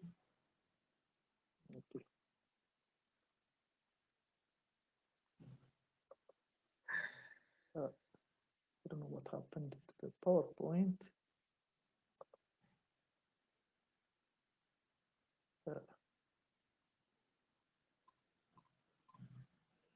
Okay.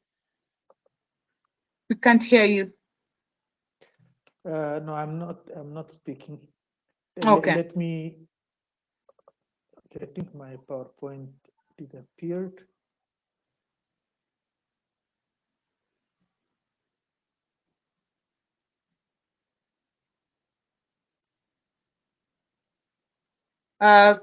We only have 2 minutes. Okay, I will try to open it and okay. I think it should be okay. I hope it will be okay. And if the one I have is what you sent me as backup, we will project from our end. Yes, please be ready for that because it's a new PC and for some reason it's stopped. I can't hear you, unfortunately. Okay. Okay, I'm going to try to speak loudly. Okay, thank you. Bye. Okay. See you shortly. Bye.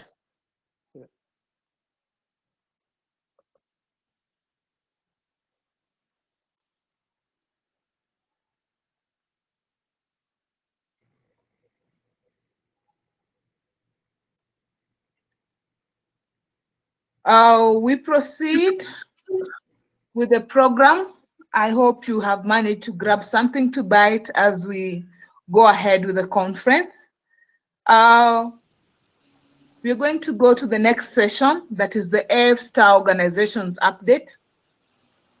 And I'm going to call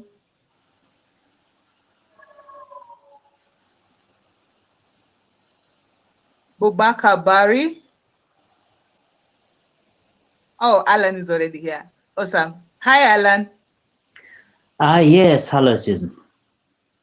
Kindly Okay, so let me go ahead. moderate the session. Thank you.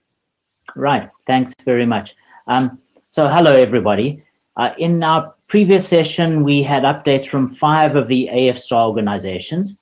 In this session, we'll have updates from another 5, and they will be WACREN, Africa Cert, the African Union Commission, the Internet Society's Africa Bureau, and ICANN Africa. We won't have time for questions from the public, but you can save your questions for the community engagement session later this afternoon. So our first presentation is from Boubacar Barry, who's the CEO of WACREN, which is the Western Central African Research and Education Network. So Boubacar, please go ahead.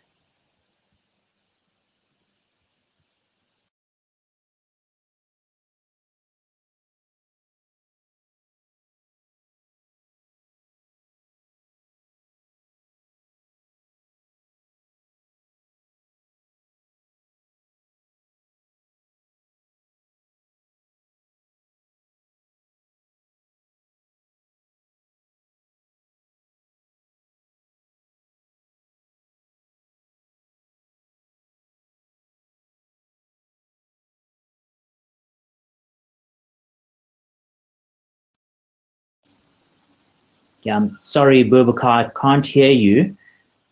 Please check that you've selected the French channel. No, sorry, you said you'd speak in English.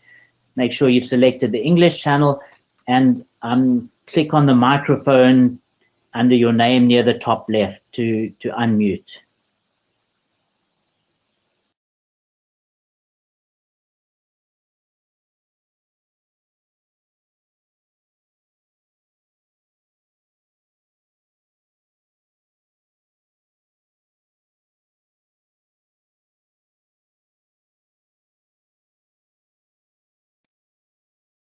Still cannot be able to hear you. Sorry, sir. If you could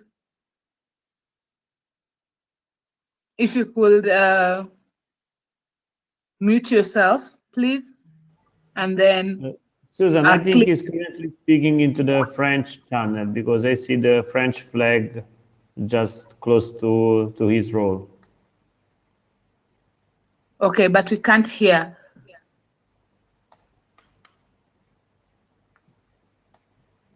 Is he speaking in English? He is speaking to the French channel, not here into the English channel. Oh, so we wait for interpretation. Okay. Boubacar is speaking French, and then Boubacar, you have to switch to the French channel. You are speaking French, but seem to be on the English channel. No, he's speaking. Alain, kindly tell him in French.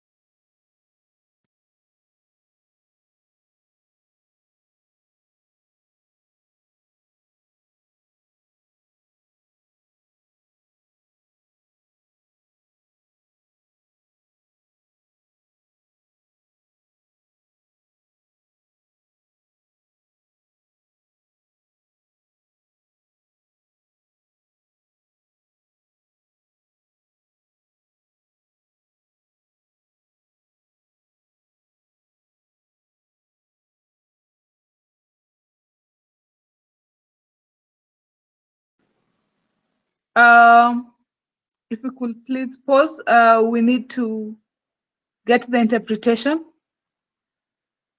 Thank you. Building foundation in Africa. And when the work started and the process was in May 2006 during the meeting held in Nairobi, where we had a workshop about the creation of AFRINEC in Africa, and we had a first consultation meeting to discuss the different connection and at the continental level.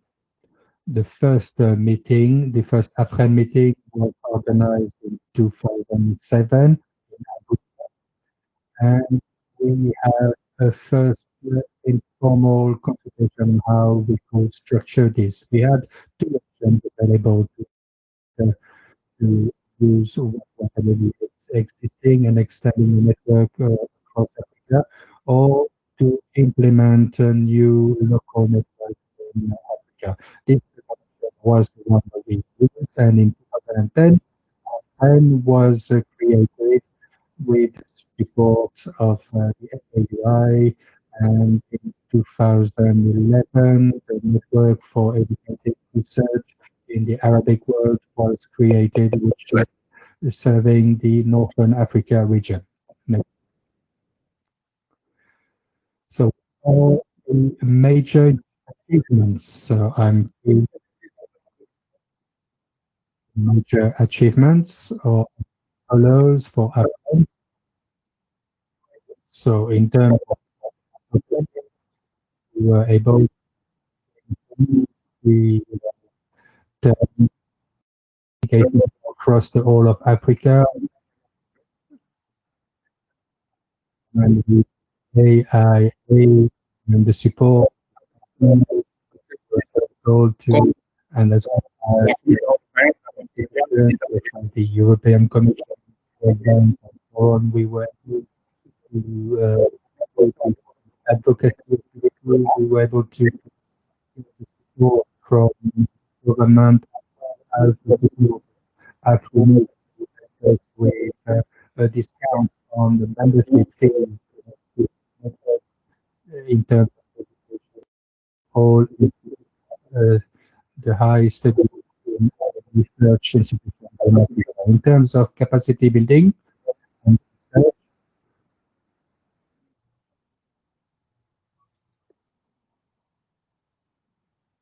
the capacity building, national and regional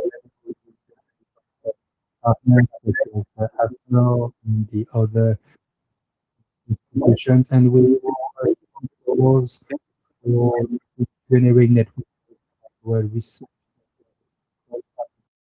and in the context of workshop with institutes, we have technical in order to improve settings and the parameters configuration of the countries. In terms of connectivity and the services offered to research institutions, the regional, local support for AFP support over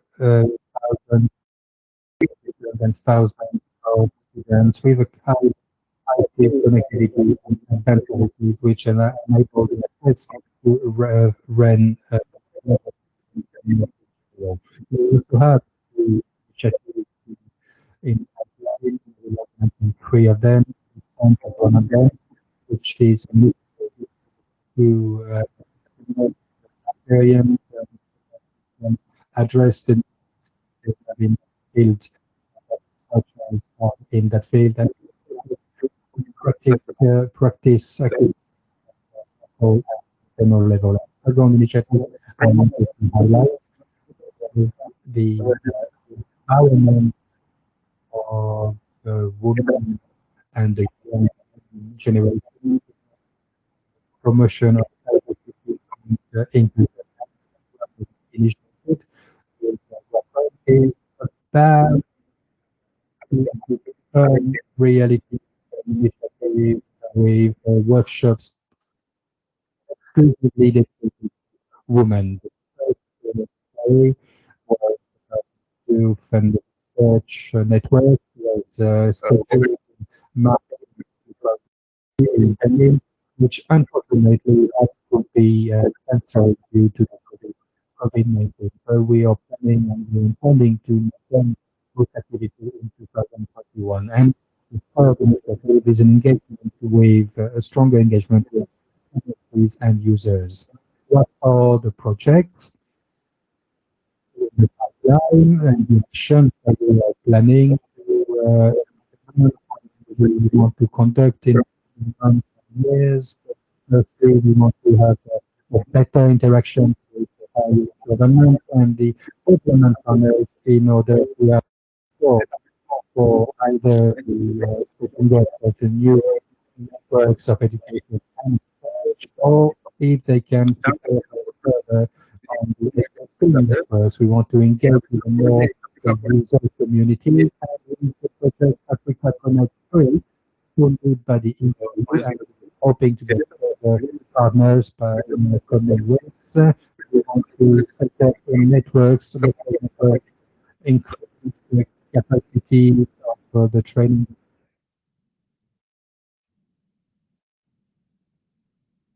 institutions and to have cloud services, advanced services for them to have uh, open points and which enable to interconnect in Africa rather than outside Africa, and to have to further the cooperation in terms of global resources and establish infrastructure which is quite open for the research activities and the integration of all the research activities and to set up the task force on the research. And in terms of organizational projects, have currently a mode of functioning which is informal, working with the Association of African Universities who are mainly focused on the advocacy activities.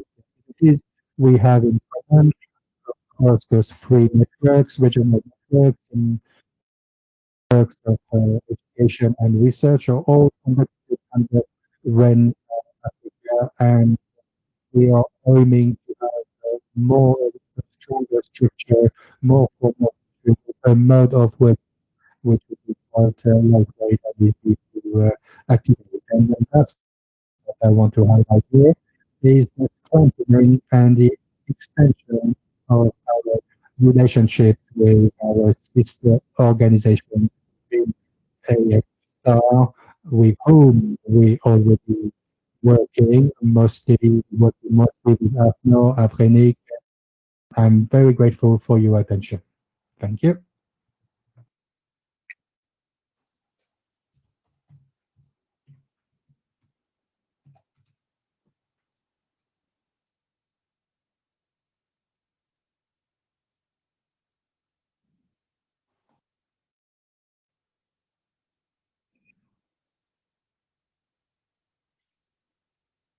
So,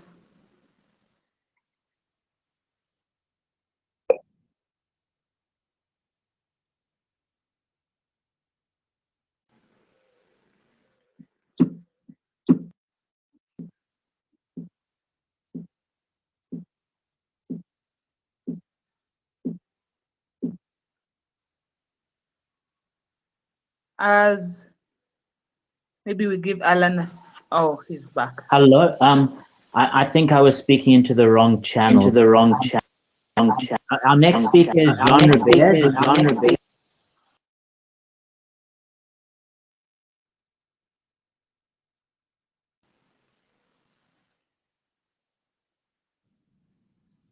Hello, Alan. We can't hear you. Hello, Alan. We can't hear you. Hello, Alan. Hello, Alan.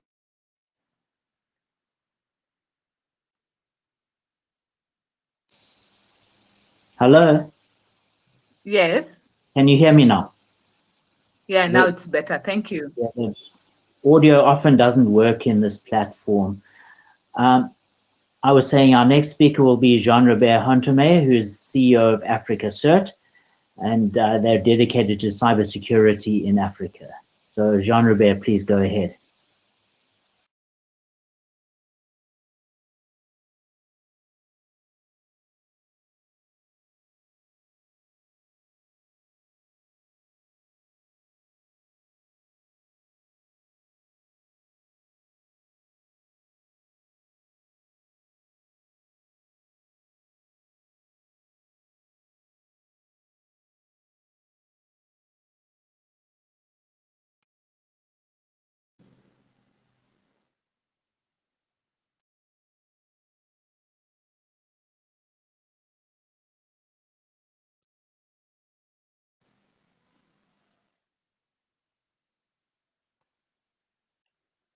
Can you hear me? Try say something so that we can be able to hear you. Can you hear me? Yes, now it's good. Please proceed. Thank you. Okay. Can I have control on the PowerPoint, or is it possible to have control on the PowerPoint?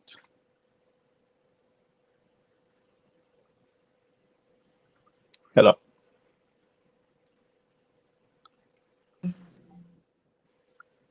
Share it with me, and then I'll. Oh, I then can we'll just be- say nest. I can just say nest if that's okay.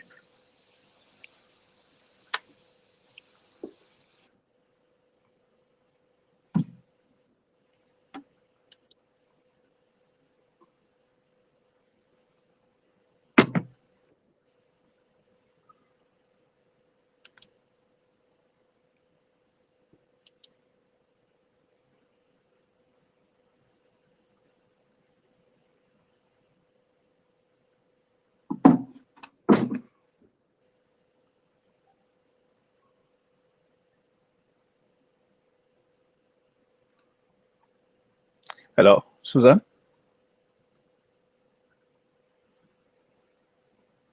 Hello, Susan? Hello? I can hear you, but your screen is taking long to share. Can I? Okay, so yeah, you will you can proceed saying next, please. yeah, okay, that's fine. Thank you. Okay. Just give instruction on if you need the next slide, okay? Okay, sounds good. Okay, Dear please. participant, okay, yeah, thank you.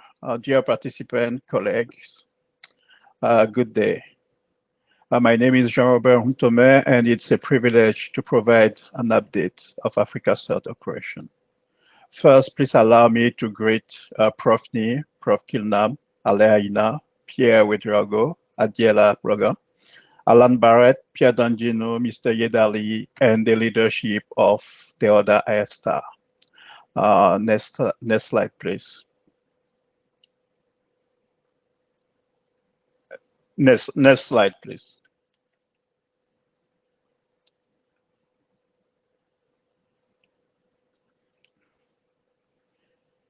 Okay.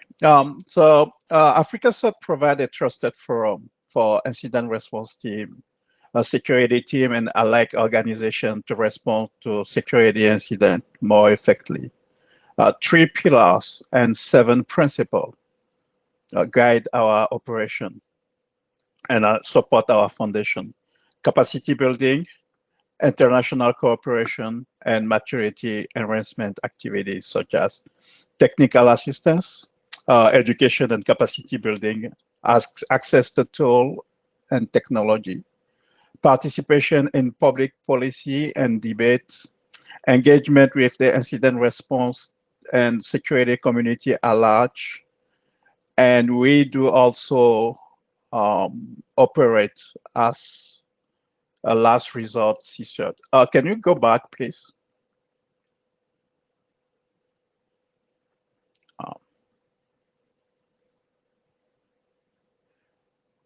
The previous slide, please.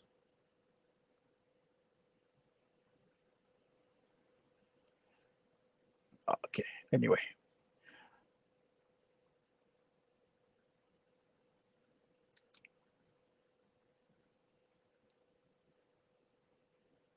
Oh, okay, yeah. So as I say, we have 7 operation principle, at least a point of contact in every country. The previous slide, please. I'm on the second slide. Not that one, the one before that. That's after the one before, the second one.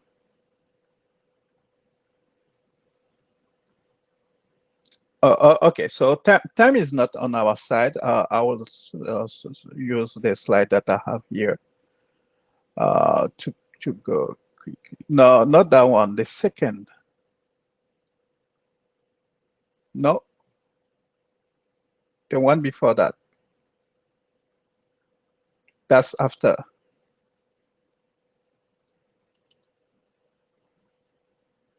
Yes. Yes, that one. Okay, you move on. Okay, so as I was saying, we have 7 operational principles. At least one point of contact in every country. The establishment of a database of skilled African professionals. Today, I am happy to share that we cover most of the existing security certification for those people to be able to tackle African challenge. Mature teams help others.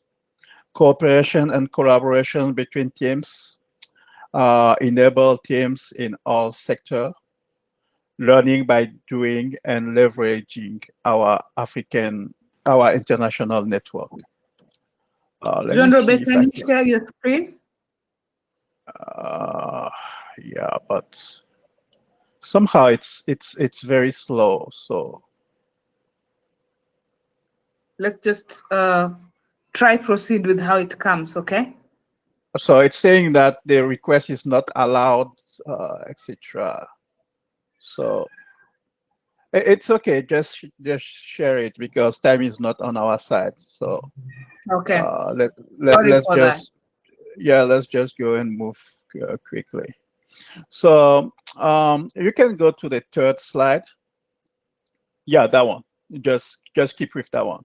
So as we start building a network, incident and various security issues emerge.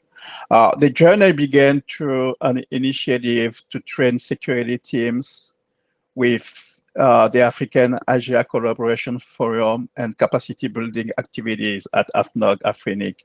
And later we start our own event, including hosting event with strategic partners and sister organizations. I'm on the 3rd slide. In Kigali, not that slide, a slide before that, a slide before the one you are showing. Anyway, yes, so in Kigali, in May 2010, a roadmap was defined that led to the key pillar that I talked about previously, and that you also know today. Africa Sept event are hosted today by members at AIS Africa Afrinic event and with other sister organizations. As we move forward and learn by doing, we identified common challenges, lessons learned, and good practices that are today the fall of our maturity enhancement framework that are being put in place. As you can see, there is some progress within Africa. Next slide, please. And the number of teams that are part of the Africa Sept network is growing.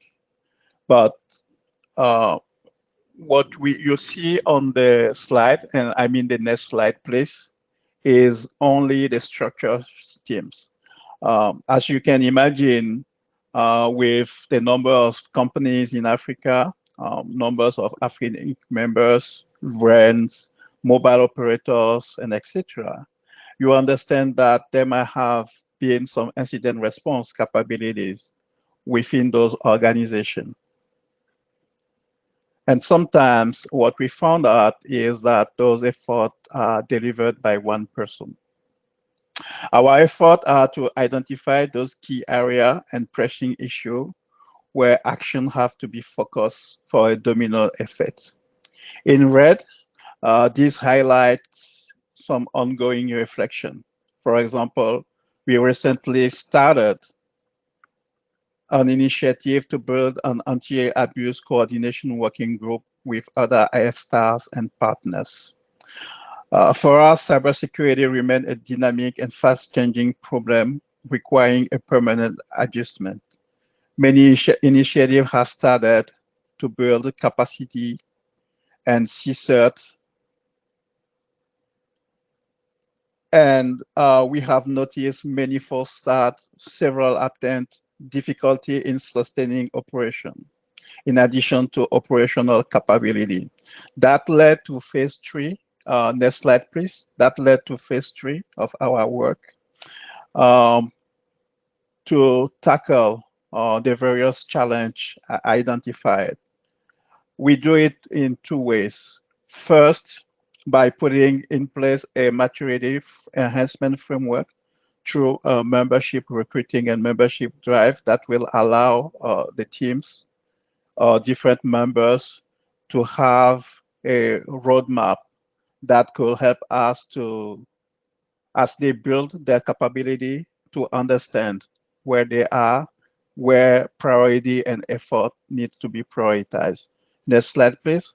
The second is that we have now built a technology platform that alleviates the cost of running platform from the team by automation of tools, mainly open source tools, deployed as a service catalog to reduce funding related to technology and allow teams to focus on people and process. Next slide, please.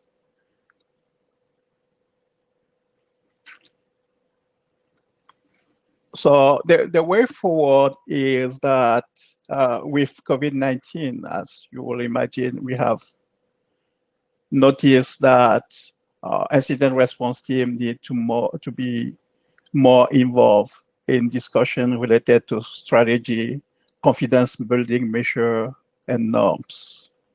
Therefore, we are also focusing effort in participation in international dialogue related to those areas as well as open standards. A key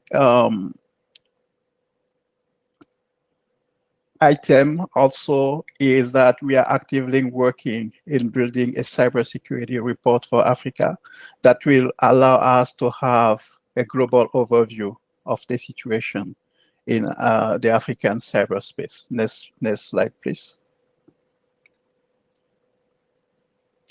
So quick reflection from our side in next slide. Next slide, please. I believe, and that's personal, but it's shared by many, I believe that there are key conceptions about Africa is poor, doesn't have the resources to tackle the challenge, or Africa lacks skill. Today we have proven that there are people that can take on African challenge.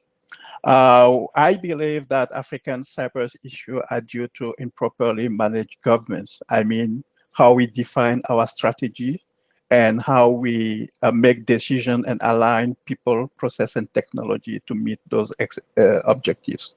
A key message also is that there is a need to take local ownership of capacity building activities, projects, and initiatives within the African continent. And I'm grateful for all the other AIS' organization for doing so, and also supporting Africa Cert to meet its mission.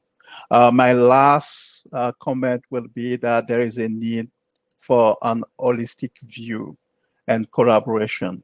And if every custodian and player of the African internet ecosystem can plug a role, the African cyberspace will become more resilient and will remain an engine of development, growth, and opportunity.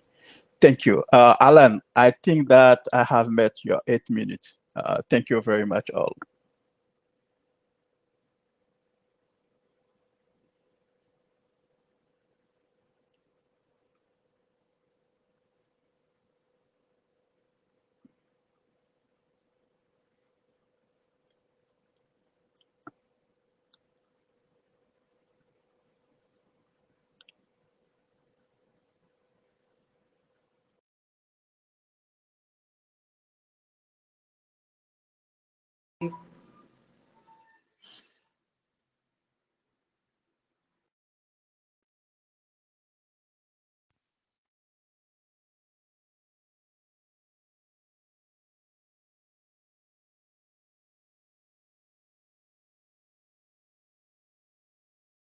Hello.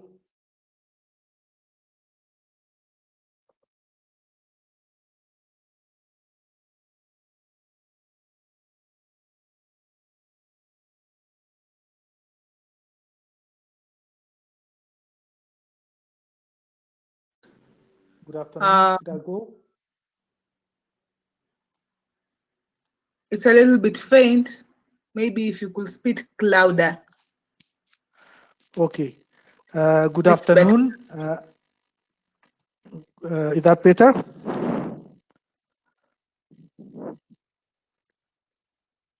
Good afternoon. I'm going to try my best to speak louder. Can I move on?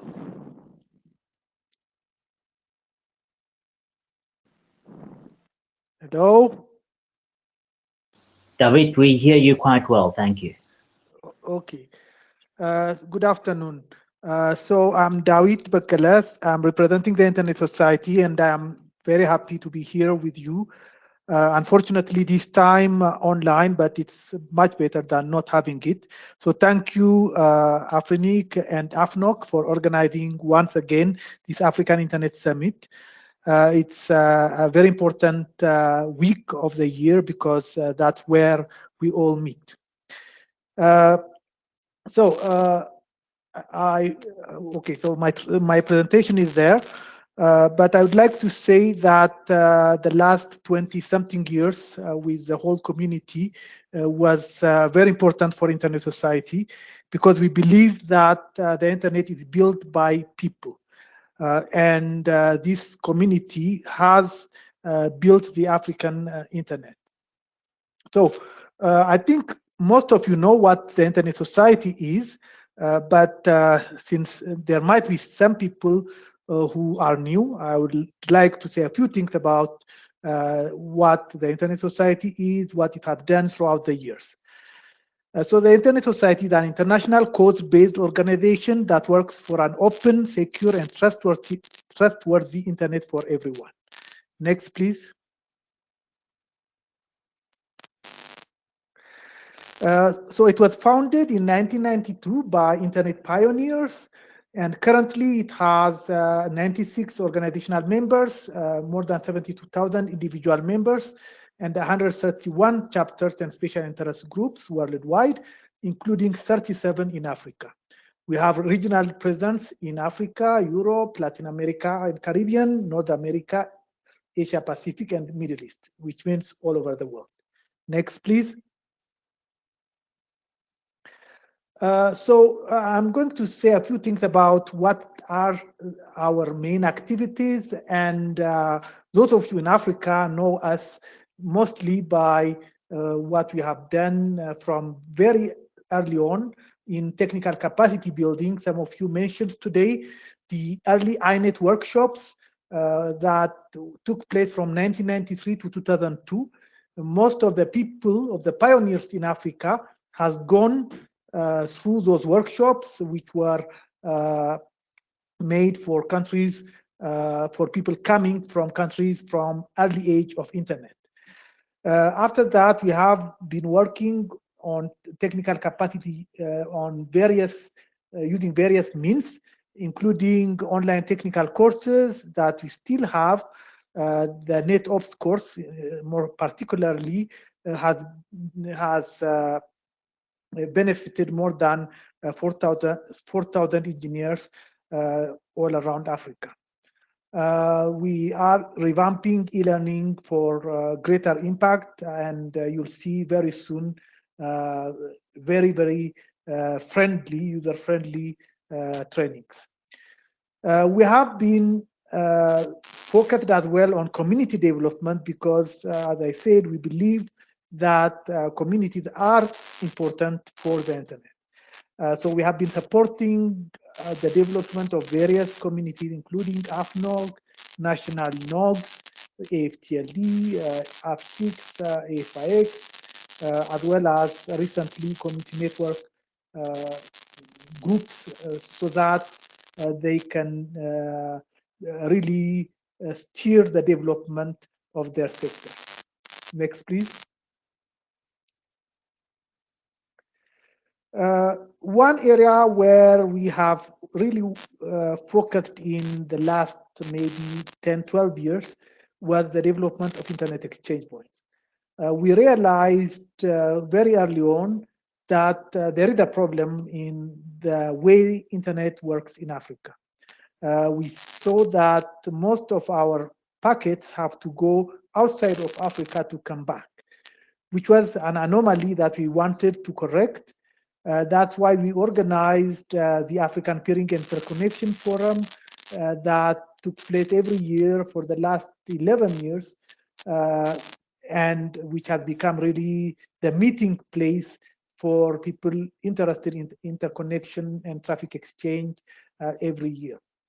We also work with the African Union on the AXIS project, which has been very impactful in making sure that there is an IXP in every country in Africa.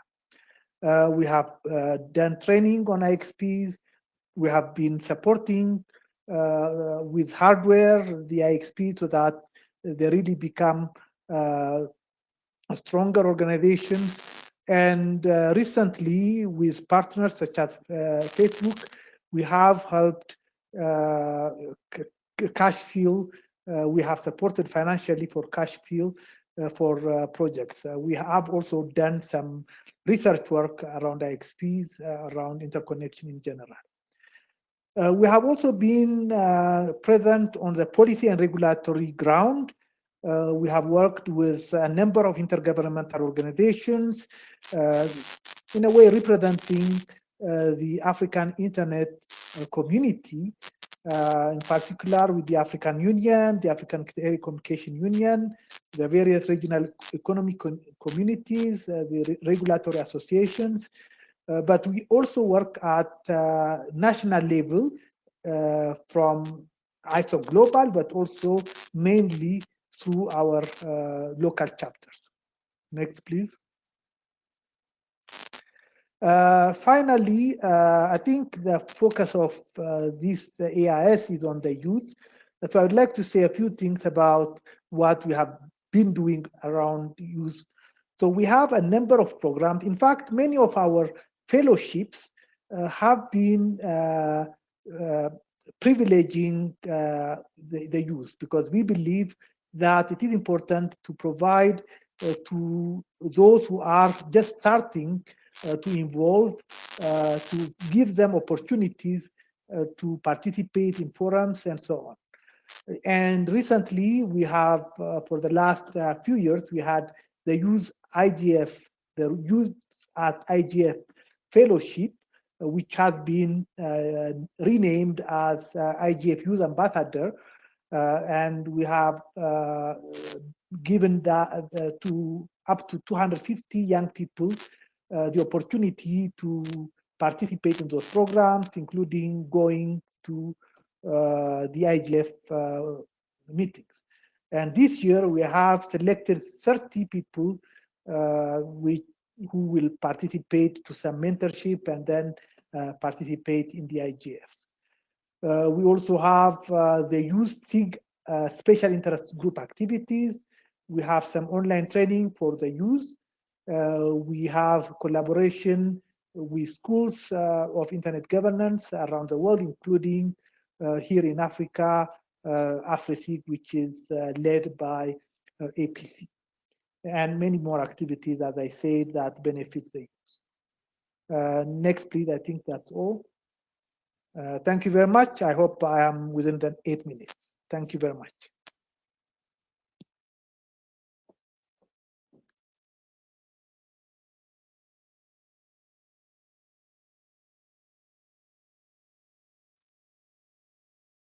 Dan, unfortunately, we can't hear you.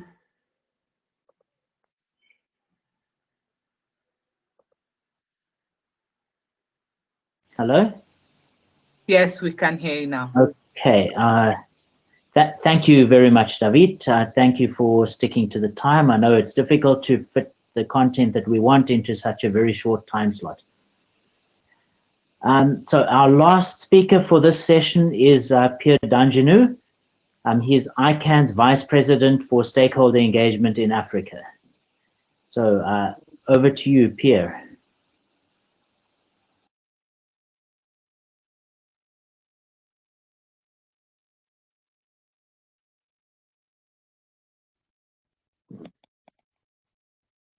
Can you hear me? Hello, can you hear me? Yes, Pierre, I hear you, but I don't see you. There we go. I see you as well. Well, hello. I'm trying to. Maybe I should send my video now. I hope so. Well, good afternoon to everyone. We don't have much time, but I do have a few slides. If you can just put them on, please. They're up already. Someone Okay, will coordinate great. for you, and you will have just notify them that they need to move to the next slide. Yes, I will just be saying next slide. Great. Okay, thank you. I'm trying for my video. Yeah. So I'm Pierre Gino, and I'm going to talk about Formalizing African, which actually stands for the African ICANN community, actually. In fact, I won't be talking as the VP for Africa, of ICANN for Africa, but I would like to be talking as a committee member, actually. And because what I'm going to suggest here is about formalizing this network that was put up, when we started the what I might be calling the Africa, Internet strategy back there, in 2012. And thank again for Afrinic, for hosting that African, which is a discussion list where we put some of the information that pertain to ICANN, development on the continent. So thank for next slide, please. What I'm trying to do here is briefly to provide, or the background is already provided, but why African? That's something that we should understand. And then I will quickly go through its mission and objectives, the type of membership, the governance, structure we are suggesting, and then if possible, we may have a question and answers as well. Next slide, please. But let me dive quickly into the history, back as a background, 20 years ago. It alluded to, on the December 1998 meeting in Cotonou. Actually, the theme for that meeting was the internet governance in Africa, and that was the first ever sort of meeting in Africa about internet governance. But of course, sub-theme was about the African institutions, and me and the rest actually talk amply about AF stars, and I won't come back on that. Let me say that the Cotonou Forum was facilitated by the UNDP, where I belonged to at that time, OIF with Pierre Ouedraogo, ISOC, and a few members, and government of Benin as well. Next slide, please. Now, 20 years later, of course, that meeting certainly triggered collaboration among Africans on internet-related issues. But recently, 2013, you recall, ICANN approved the first ever regional strategic plan that's called the Africa Strategy, developed by our community. And again, we actually, I remember we were in Mauritius, and Afrinic hosted us in one of our meetings where we were actually crafting that strategy. The strategy has a two-pronged approach, which is about, developing or amplifying, I will say, promoting ICANN's participation, Africa's participation into ICANN, but also find ways in which we build capacity, because the community then noticed that it was important that we build capacity if we were to have what I might call the internet industry in Africa, but also an effective participation in the ICANN work.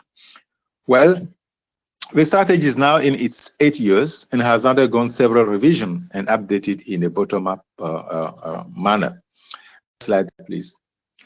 But again, why formalize African? Like I told you, it's currently the discussion list that was set up, in 2012, I think 13, and to actually continue the debate, about, Africa and ICANN. Now, having worked extensively with all stakeholders in the region, we believe that it's clear that Africa's participation within the ICANN ecosystem could greatly be improved through an institutional framework. Bear in mind that African right now is a loose sort of organization, not an organization, but it's just a discussion list that is there. We are looking for a framework that brings together all the interested individuals, business, and the overall African community under one roof and one voice to participate, champion, and effectively engage in ICANN-related processes. That's what we are looking for. So in other words, it could be an AF-Star equivalent outfit with the key mandate of holistically engaging with ICANN-related activities in the region. We propose the outfit be called African, which already exists loosely, as I said, as a mailing list. Next slide, please. Well, which mission for African? African's mission will be to encourage multi-stakeholder dialogue and promote greater and synchronized participation by Africans in ICANN's activities and ecosystem. Next slide, please. We are assessing a few objectives, for African. Of course, and strengthen Africa's participation in ICANN decision-making structures, coordinate and collect the overall African voice and position on key issues at ICANN. So many of us, I'm just on to the, let's see, okay, reach out to internet users in the scope and remit of ICANN, collaborate with and forge partnership with the rest of AF-Star and other regional bodies like the Africa Union, regional economic blocs, etc. Next slide, please. We continue with the objectives. Act as a link between the African community and African.org, ICANN.org, which is the corporate, ICANN, and work closely with the ICANN.org staff in Africa. And finally, contribute to capacity building by promoting best practices, encouraging regional projects that are within ICANN's remit, including at fora like the Africa Internet Summit. Next slide, please. Membership will be encompassing and will be the home of the combined participation of Africans in ICANN. Well, while not part of ICANN SO and AC structure, SO means supporting organization and ACs meaning advisory committees, it will bring together all Africans, including the SO, AC, and their respective leaders from Africa into one house. African will not be in competition with either AFRALO or even SOACs, but rather complement, synchronize, and enhance Africa's participation at ICANN. In other words, GAC members, which is a Government Advisory Committee at ICANN, so GAC members from Africa, AFRALO members, CCNSOs members, individual registrars, and even leaders from Africa would be encouraged to freely subscribe to the African membership. Governance, we propose, chairperson, vice chair, and secretary. Details are down there, but I will come back if there were any question on that. But of course, the secretary will also propose a funding mobilization strategy to help run the activities of the organization as appropriate.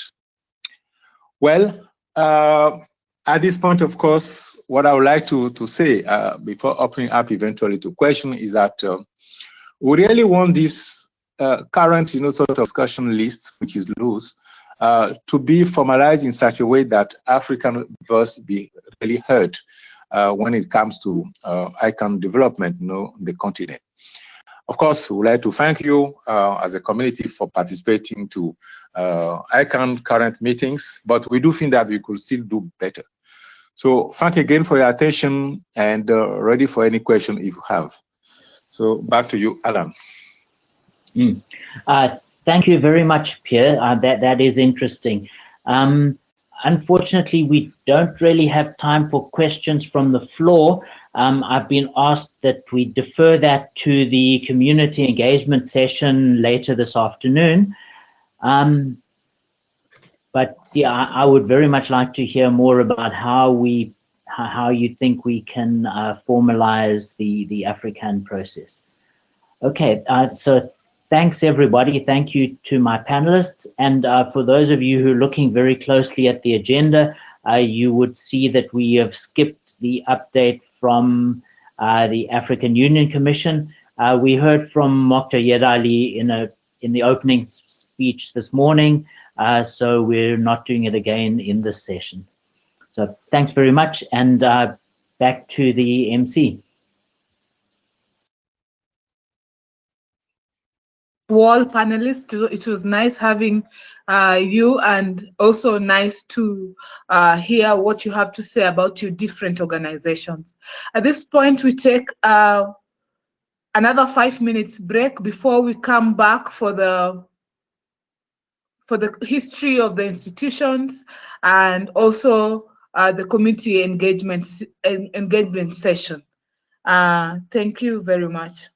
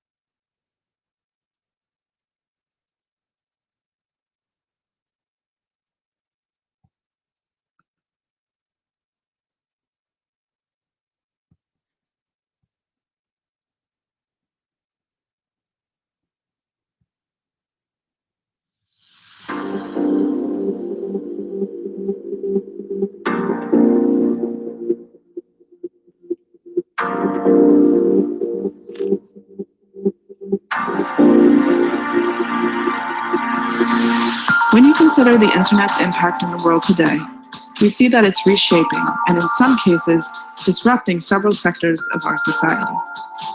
These changes have both positive and negative effects.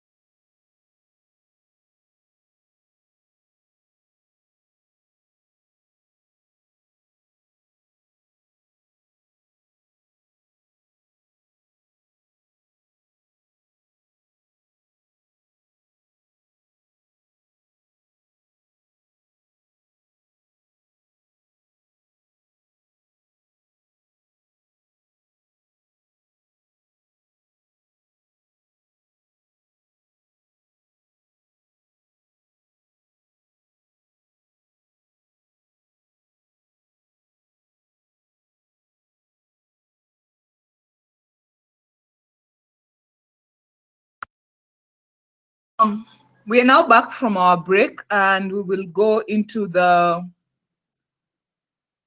session of history of institutions. Our moderator will be Mr. Pierre. If you could please come online.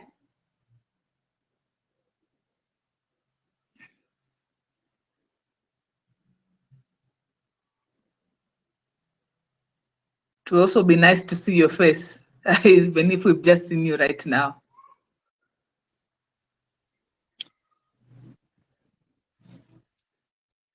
Hello, Susan, can you hear me?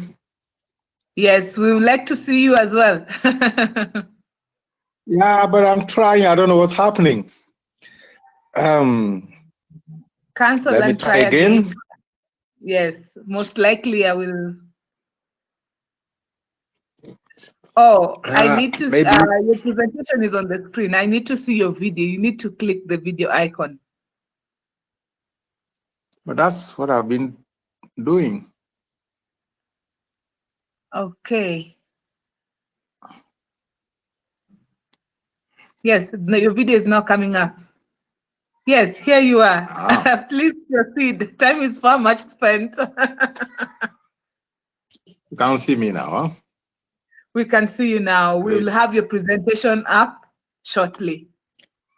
Thank you. Thank you, Susan. Okay.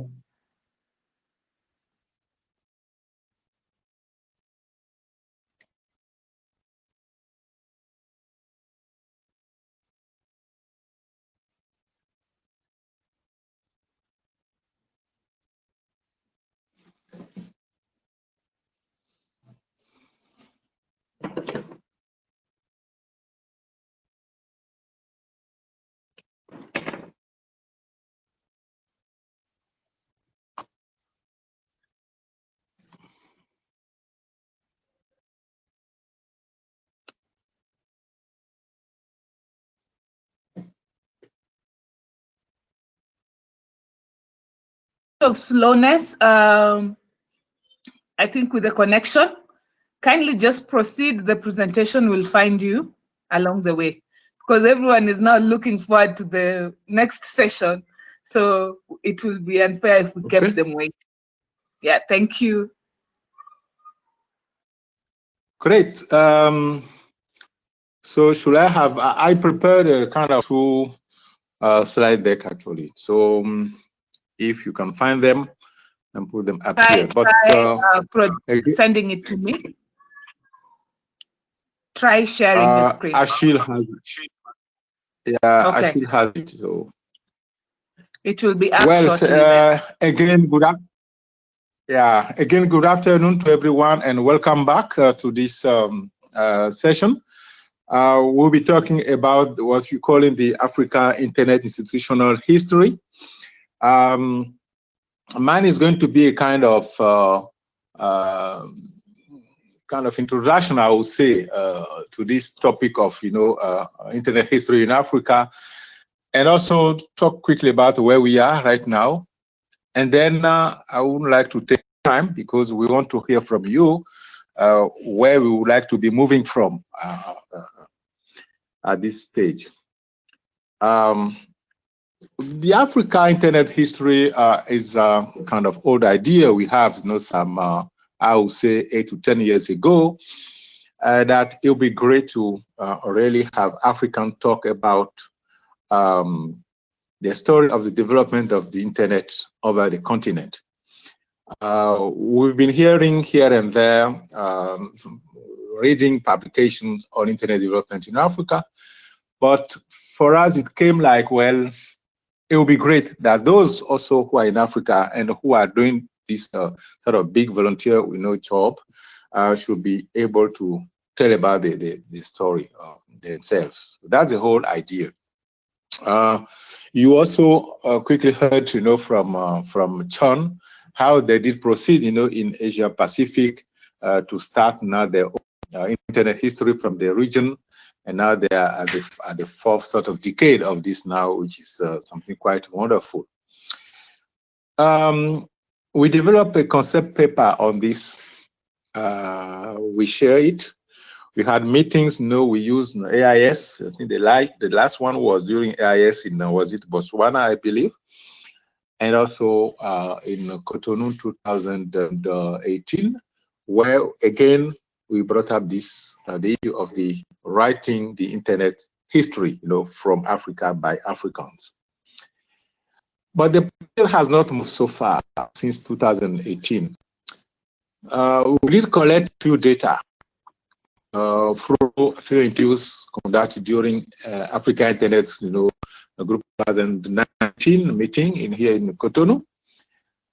But we could not make any visible progress. And recently, Dr. Ni and I discussed and had a few ideas on eventually how are we really going to either reformulate or reposition the project. We don't know. But today we are actually opening up this to you guys to have your views. Well, one of the reasons why we did not progress also was that we did not have any formal budget to cover the expenses. If you were to conduct interviews, have people to eventually travel, you already need to meet the expenses. We created a website that is there. Next slide, please. Seems that my slide deck is not popping up. Okay, I will continue nevertheless. So we think that we might change gears, and make sure part of the history is written by the so-called pioneers themselves with a focus on specific countries. The rationale is to focus on countries and other regional or sub-regional initiatives or institutions such as, the one of AFNOG, AFRINIC, AFREN, and all of them. And the natural way to develop the history book is to use volunteer actors. That was our thinking, but you let us know if that was right or not. Because we doubt if non-actors can produce this history, nor is it a good idea for outside funding of our history, because the history then could become tainted. So as an example, I provided the link to the Asia history, where you could much more see how they did it and what type of organization they did put in place for that. And Sean indicated a few ideas earlier on, which we might eventually consider and see how we do integrate them. My last slide is about the new approach to the project, the way we see it. Of course, we need to reconsider the approach, because before the actors become too old to write or pass on. For instance, Dr. Tarek, late Dr. Tarek Kamel, was quite prone to produce a paper on that, and especially on development of internet from his own country, where he was minister for a long, long time, which is Egypt, for instance. But then he ministre, par exemple, et yeah. Now, we should ask about 20 recognized actors. Nous devrions reconnaître les pays.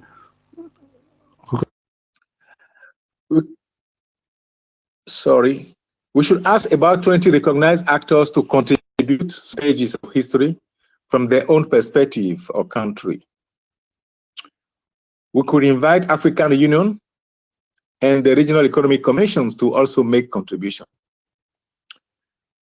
We may ask each AF stars to contribute some as well.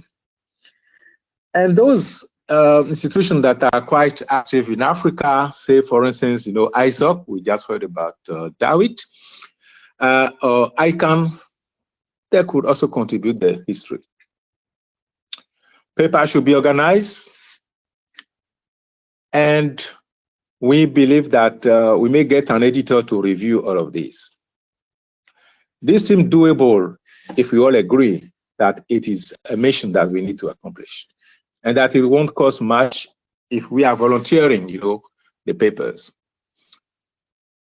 We have already lost so many years looking for money because The project, was submitted to different, potential donors, but it didn't really happen. Last time we tried was with, I think, ISOC, but then ISOC has its own, made its own decision, and they did develop part of what they might call the African Internet history. And we do have the link we can share with you. The book could be sold. We can also choose to crowdsource funding raising on the website, to use the print hard copies as wish. So there are a few ideas now that me and myself we discussed when we were brainstorming on how to have a new approach to the project. So that is it. I would like to stop here and again open up to questions and contribution. This, African Internet history that we think it's a mission for all of us. So thank you for that. And Suzanne, back to you. I really apologize for the lack of Je m'excuse vraiment pour le manque de présentation. But I assure you that we will be in a Mais je vous position assure to que share the il y a presentation une to raison all pour delegates. They will be partageons la available présentation on avec the tout le meeting monde website or the Afrinic website. My apologies. We were having a sur le site de technical Afrinic. Mes excuses. Okay. Thank you, Suzanne. I guess Merci, from now Suzanne. on, the floor is open. Je suppose qu'à partir de maintenant, Everyone who would like to comment quickly or to have any question. Comments and questions will be taken in the community engagement session, which is the next session. Okay. And this session is moderated by Mr. Alain Aina. If you could please come in online.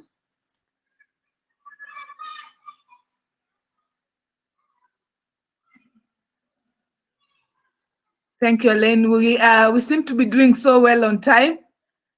Alain, you're the only one wearing a mask in this meeting. So we seem to be doing well with time and with our presentation. I hope we will finish well. So as I hand over the session, the community engagement session, to Alain Aina, I encourage all of us to participate as much as possible, ask as many questions as possible, and learn as much as possible. Over to you, Alain.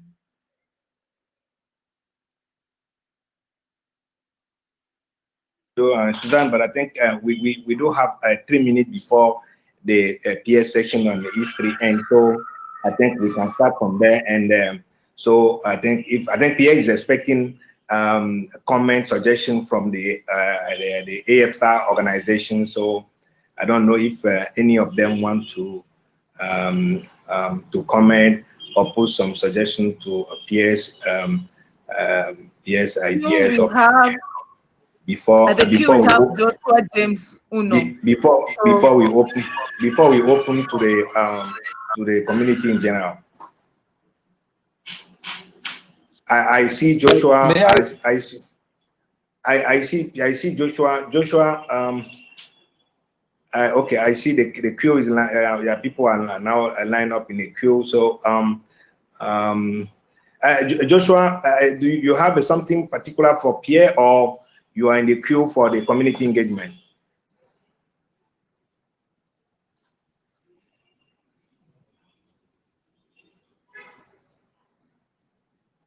Hello? Hello? Okay, I see Boubacar Bari. Boubacar, you have something for Pierre, particularly presentation, or it is for the community engagement? Okay. Do you hear me? Yes, I can hear you. I'm just asking if it is for Pierre's presentation on the history of the institution. Okay, okay. So we can still go. We have 2 minutes. Yeah. Okay. Okay. No, I just wanted to. Yes, I just wanted to say that it's good to look at other options, because we have been talking about this project for quite a long time, and if we cannot find resources to fund it, like for travel, something like that, I think it was, implementing the new approach, meaning trying to find volunteers to do the work, piece by piece. Maybe at some point when we get, something to show, even if it's not finalized, we may have more chance, for people to chip in, maybe to give support to finalize the work already done. And I can just say that for our friend, we commit to write the beat about the history of our friend on this. And myself, I think I will be able to also commit to doing something, for Senegal, and maybe it can be consolidated later with input from other countries in the region. Thank you. Okay, thank you. And then Pierre, I think you got one important contribution from our friend from Boubacar. So maybe I can just thank you, Pierre. Any final word, Pierre, before I take on to the community engagement? Pierre. Hello, can you hear me? Yes, we can. Hello, we can hear you, Pierre. We can hear you, Pierre. Okay, thank you very much. Thank you, Alain, and thank you, Boubacar. And of course, we are looking forward to hearing from more AF stars. I also like to recognize Ryuki Murati from Kenya. We actually collaborate a lot. Some point to really think about the strategy on this internet history. We do try to collect a few materials. So thank again, Muriki. And yes, everyone, please, this is our joint mission, and let's join hands to achieve it. Thanks. Okay, thank you, Pierre. So now the queue is now open for the community engagement. I think you hear a lot about the AF Star, the history, the update from the organizations, and I'm sure that you have some contribution to make. So this is not a question and answer. So, but please state your name, affiliation, and country, and and also please keep your question or your comment up, say in 1 minute. So I'll start with Kosi. Kosi, please go ahead.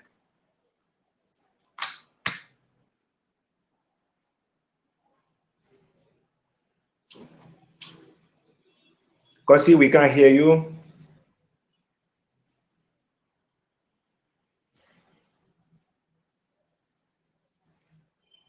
Hello, Kosi, we can't hear you.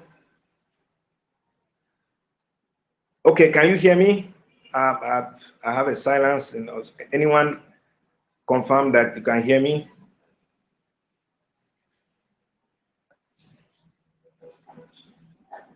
Someone is not speaking, just proceed on to the next one. Okay, Joshua is the next on the queue. So Joshua,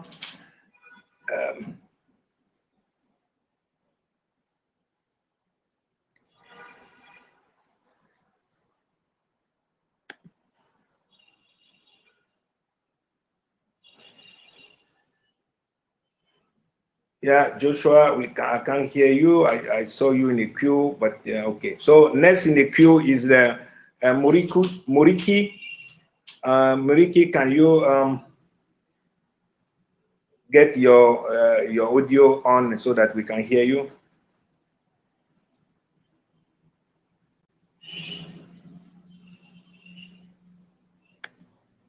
The chat.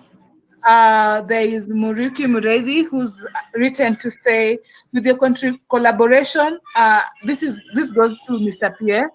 With your collaboration, I have developed the strategy on AIH and collected material. I want to confirm I will commit lots of time for the project as resources comes available. To Mr. Pierre, I need to do all the coordination and work needed. Maybe this Mr. Pierre will follow up with the Murioki Murezi. Yeah, thank you, Suzanne. You have any other comment in the chat? No, Miroki No. Mirezi would like to speak. Yeah, but we can't hear.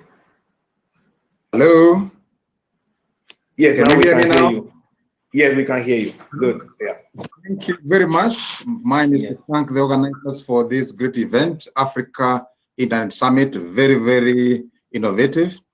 Yeah, I just want to restate what I have indicated here, the presentation by Pierre. Since 2018, I've been working with him on African internet history, and I've actually reached out.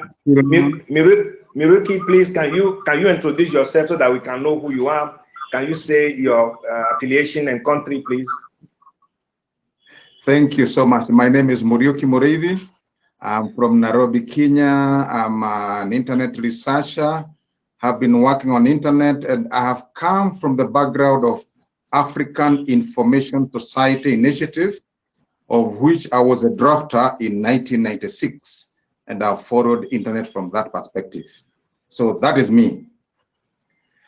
So on matters of African internet history, I have worked from 2018 with Pierre Delgenou, and it has been a very, very interesting journey.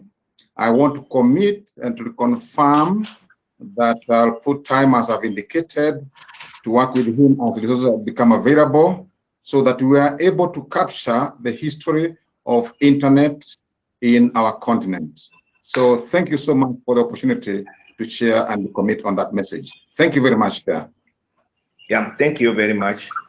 I see the queue is empty. So please, if you want to comment, or so you have to use the mic, yes, with the hand, so that you can raise your hand.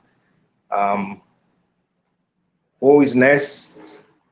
We do have almost 20 minutes to go, and I think this is a great opportunity for people to engage and comment and say your view of how you see the ecosystem evolving.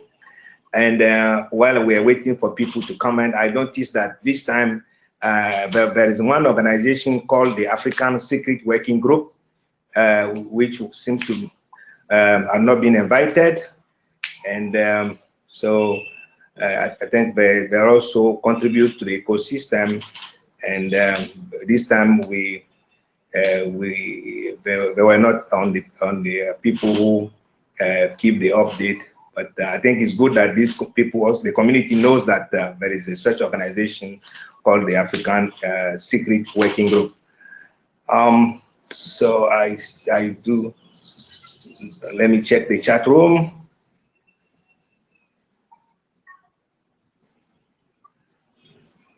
Okay, I think Kosi is having an issue with the audio, but he put something in the chat. On n'a pas la main pour intervenir. Non, Kosi, vous avez la main pour intervenir. Il faut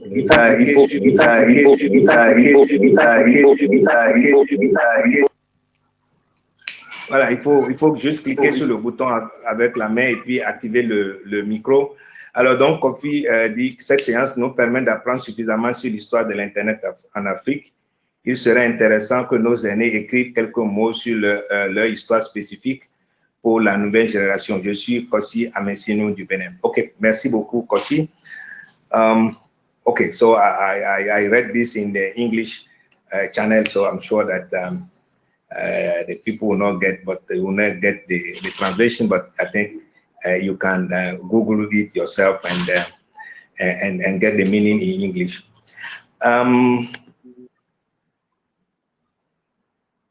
This sounds bizarre that people are not okay. Grégoire, I was expecting a long queue for this community engagement, but I don't know. Maybe the presentation were so clear, but I think still there are things to be to discuss. How do we involve? How do we improve things? But you can see that there are so many organizations loosely coordinate, and this is supposed to grow. And how do you see? So please say something. Let build the ecosystem together. Yes, Grégoire, please proceed. Yeah, thank you, Alain. My name is Grégoire Eoumi. I'm from Benin. So I thank all IF staff for the presentation, and the ecosystem right now is pretty good, and they are doing very well. And based on history is a great and very good achievement. So I'm already engaged on most of those IF staff. So my commitment is I always continue to flow between AF star. It is not very easy to choose on them, but obviously it's based off your needs. So now for the future, I would like to invite AF star leaders to continue to work together so that in the future we're gonna have something great and something good for Africa. Thank you.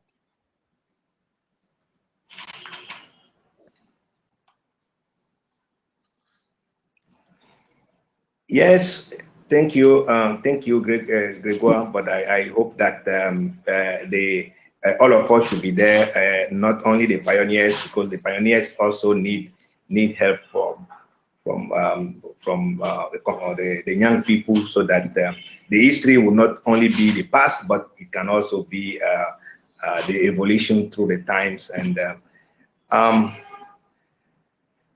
we need more questions, more engagement, or maybe I can poke some people if I can. Okay, Boubacar, I see Boubacar Barry again. Boubacar, please proceed. But then I would like to hear some of the people. I can see Alex Corentin on the list, so probably Alex, get ready. Yes, Boubacar Barry, please proceed. Boubacar again, Fouakren. I would suggest maybe try to form a kind of editorial committee, with one representative of each IF-STAR organization, and give them the task of, managing the contribution of that organization, but also headhunting, within their communities, who can contribute to that. So that we can engage people who maybe are not at that meeting and may not know about this project. So, but give the task to the IF-STAR organization to headhunt, people who know about the history of the internet in Africa. Yeah, thank you, Boubacar. That sounds like a good suggestion, and I think the secretariat will take it on, and very soon, yes, we will implement this recommendation. Thank you. Alex Corentin. Alex?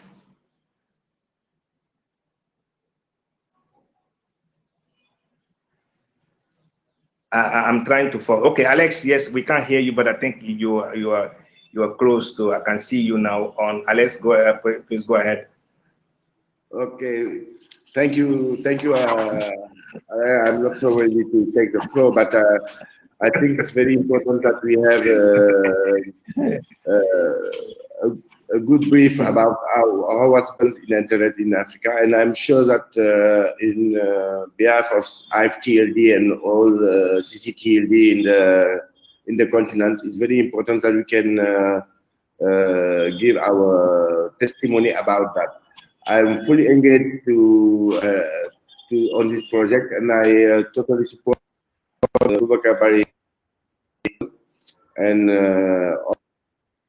more and more people on this. Thank you.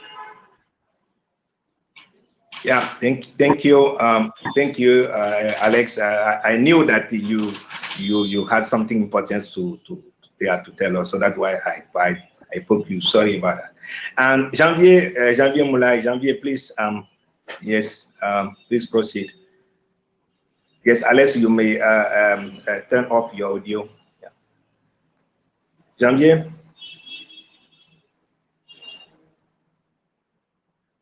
Janvier, we can't hear you.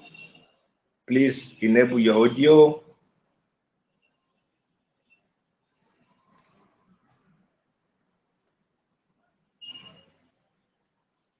Janvier, is Janvier speaking in the French channel? Okay, Janvier is speaking speaking the French channel. Now, can I talk? Yes. Now, now we can hear. Yeah.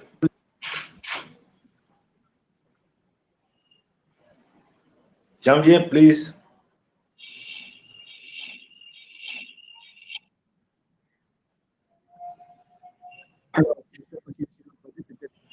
I'm not sure if you can hear me, but I do have the feeling that you can hear me. Okay. I wanted, in fact, and simply say that in regards to the community engagement that we are talking about now, is that we should first, okay, thank you.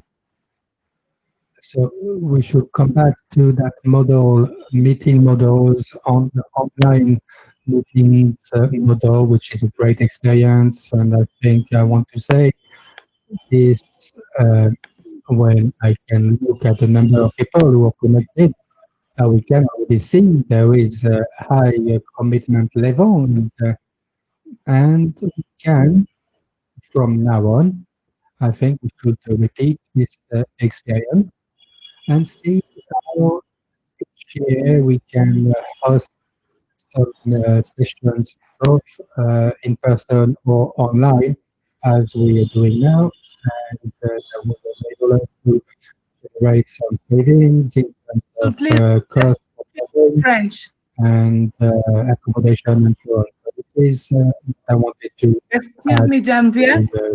to the discussion. I think there are some projects which require things, so many projects Janvier, that we need to look at that.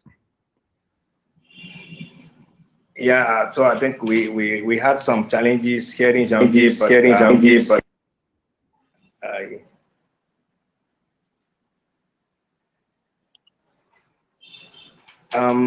yes, okay. Anyway, so Janvier, could you maybe put your summarize your your comment in the chat room, because yes, we had some challenges hearing you. I think you started in the French channel, then probably moved to the English, and it was not easy to follow. Next in the queue, there's no one in the queue.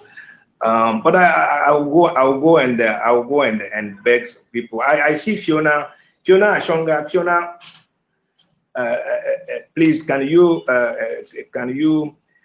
comment on all these things about the AF Star? I see people focusing on the history, but I think it's more than the history.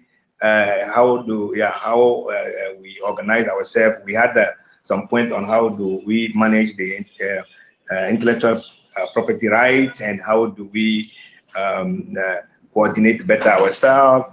And we also talk about the principle, the governance. So Fiona,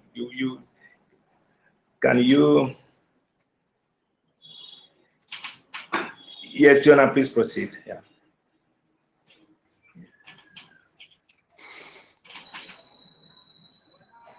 Can you hear me?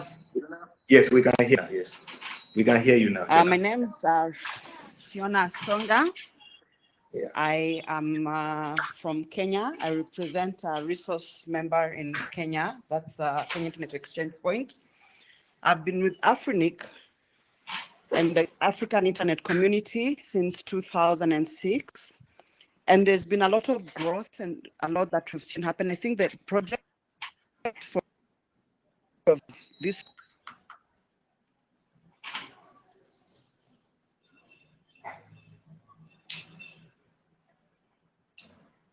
look like we lost Fiona.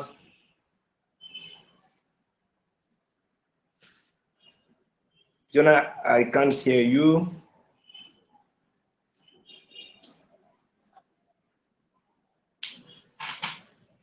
Hello, Fiona. If you are still speaking, I think we can't hear you. Oh, okay, Fiona is back. Okay, yeah, Fiona, please proceed. Then we'll go to Farmer. Where?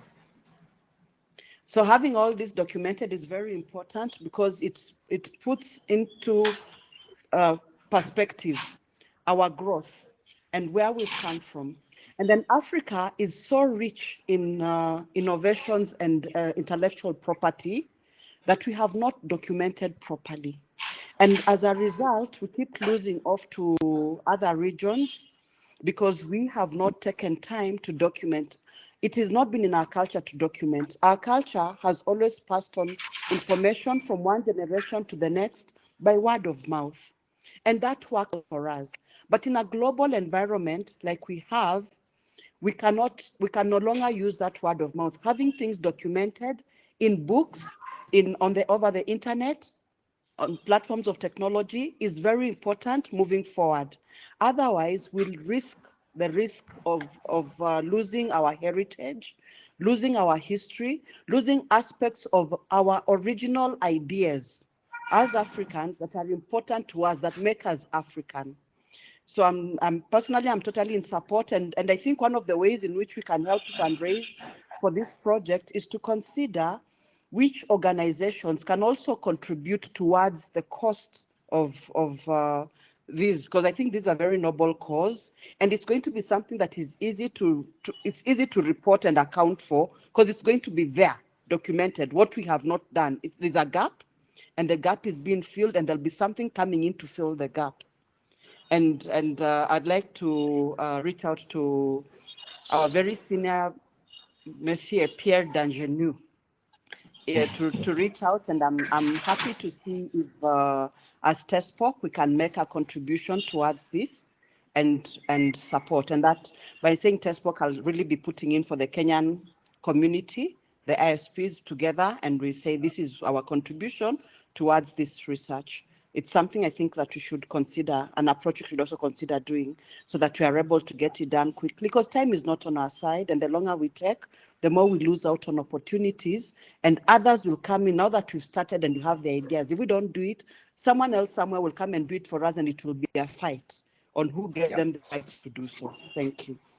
Thank you, Fiona. And before Blaise speak, I see some interesting discussion going on in the chat about the young and the women. So yes, so it's interesting following what is also going on the chat. I will not read because there seems to be some interaction going on. And as Fiona said, yes, our African cultures has some specificities, and one of them is, you can see Fiona was not on the queue, but because I begged Fiona, then Fiona now was able to commit TESPOC. So I think it's part of it's a part of our cultures to also know the people who can also contribute, and or people, or how to engage people. So Blaise, Blaise has been in the queue for a while. Blaise, please proceed. We do have 8 minutes before the end. So Blaise. Yes, Alain, can you hear me? Yes, we can hear you, Blaise. Yeah, please. Okay, thank you, Alain. I'm Blaise Fiamma from DR Congo. So I've only one question. How can we structurally involve also universities in this topic? Because I think universities will help us, as Fiona said, in our culture. African people don't use to read documents, and also, but if we have like what can I say, like target the young people from universities, that can be easier to attend our goal.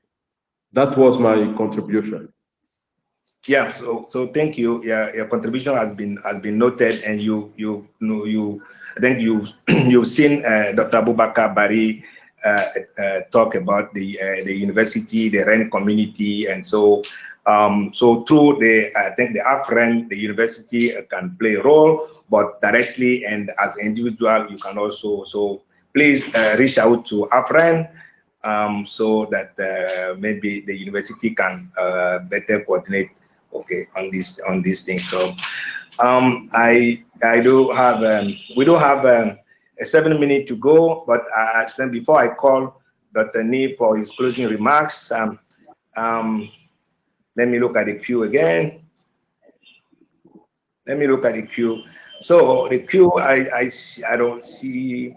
But I think Sami has been active in the chat room. Sami, maybe I think it's good that we hear from North America. Sami from Sudan. Dr. Sami, can you? Okay, Sami, please proceed.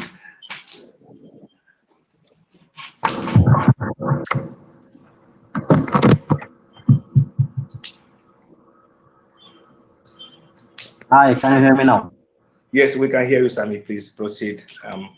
Thank you. I'm enjoying the session. As you said, I'm just listening with the comment saying there are more girls in our NOC and they active participating from women. Okay, we're proud of that. I'm not sure about the percentage of the girl population against women against men in Sudan, but still we have a good number of active girls that participating very good, and they reflecting a very good image of our country. But I don't see why we say that more girls, they're participant, and we are proud of them. So just I want to stop pointing for them just girls. They are active participants, and we are very proud of them. Yeah. Okay. Thank you, Sami. And I think we can take one more before we I call Professor Nikweno. So.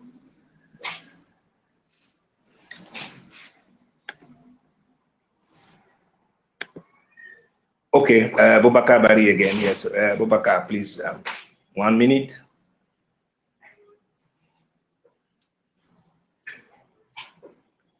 Boubacar, I can't hear you if you are speaking. Maybe. Okay. Yes. I just wanted to stress out because Sami said that they are proud of the woman, but it doesn't see why we should press that. And I say that in the chat room. I do think that the government or the policy, I mean, they are doing very good, because if you look at other African countries, you have more girls than boys, in the lower classes, elementary, secondary school. So, but when they get close to the tertiary education, like universities, most of them drop. And when you get to the university, also generally, elementary, secondary school, they are the majority, and they're actually the best, generally. You find like, 15, 30%, of women. So that maybe, the government is doing well, they have a policy, I don't know. But this is completely different, from most of the African countries. So I do think that it needs to be stressed out and to commend this policy they have. I don't know what kind of policy it is, but I do think it would be worth sharing it. Yeah. Okay. Thank you very much, Boubacar.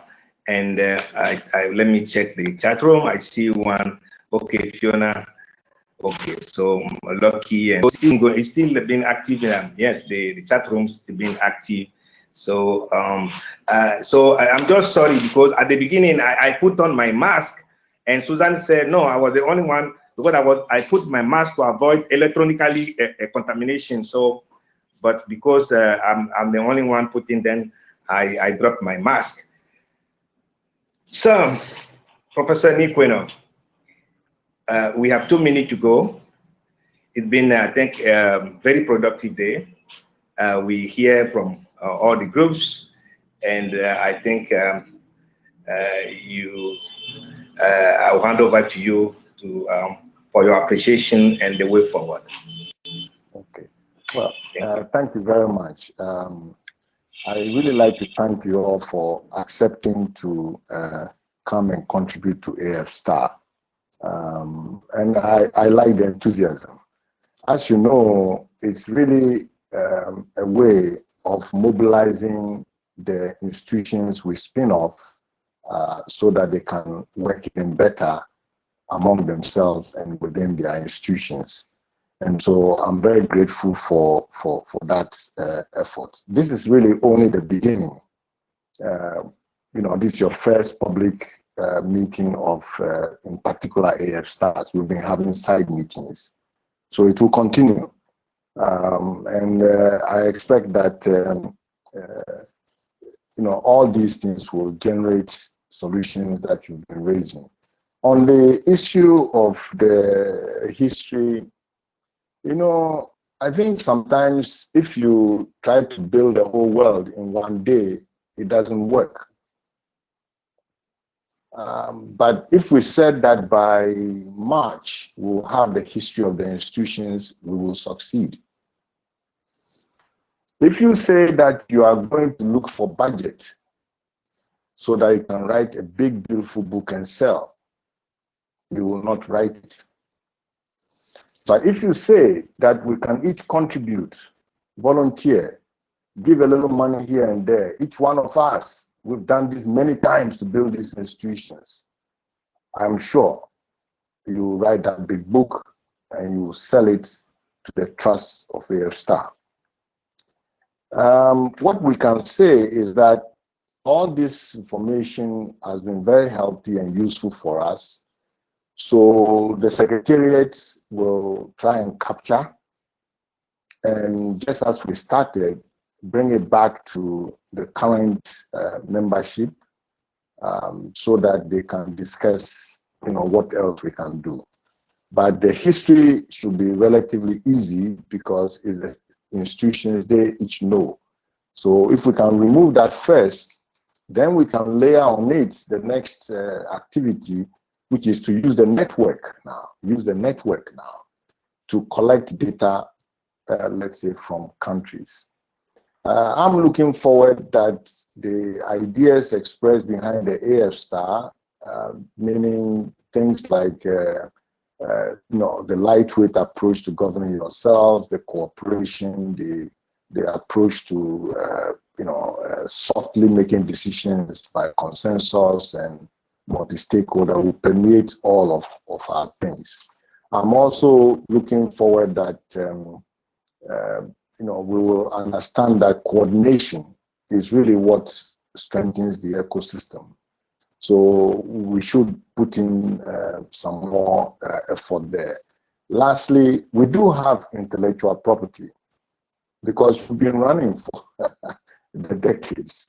So you have some brands, but I never heard the response as to how each of the institutions are managing their brands, okay, and their properties.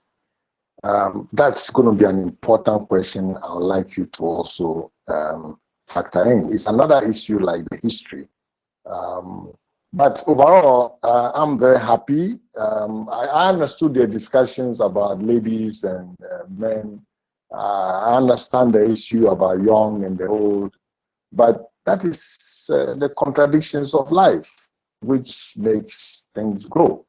So all we have to do is have programs addressing the areas we think we have gaps. And each one of the institutions are doing the same. You had AFNOG, average age is like 22, 23. That's a youth organization. And we may have other organizations where these numbers vary. But what is true is that with respect to the gender issue, from the history of AFNOG anyway, as opportunity is given to women, their numbers increase. And of course, a lot depends on the background and so on. And we have to make sure that we don't put the square pegs in round hole and so on. And mentor the people. So with all that, I thank you very much. I think it's been very successful, and I really appreciate that you agreed to honor our invitation. And thank you to the Secretariat also for facilitating the meetings, and naturally AFNOG and AFRINIC and the rest of the AF Stars Have a good day.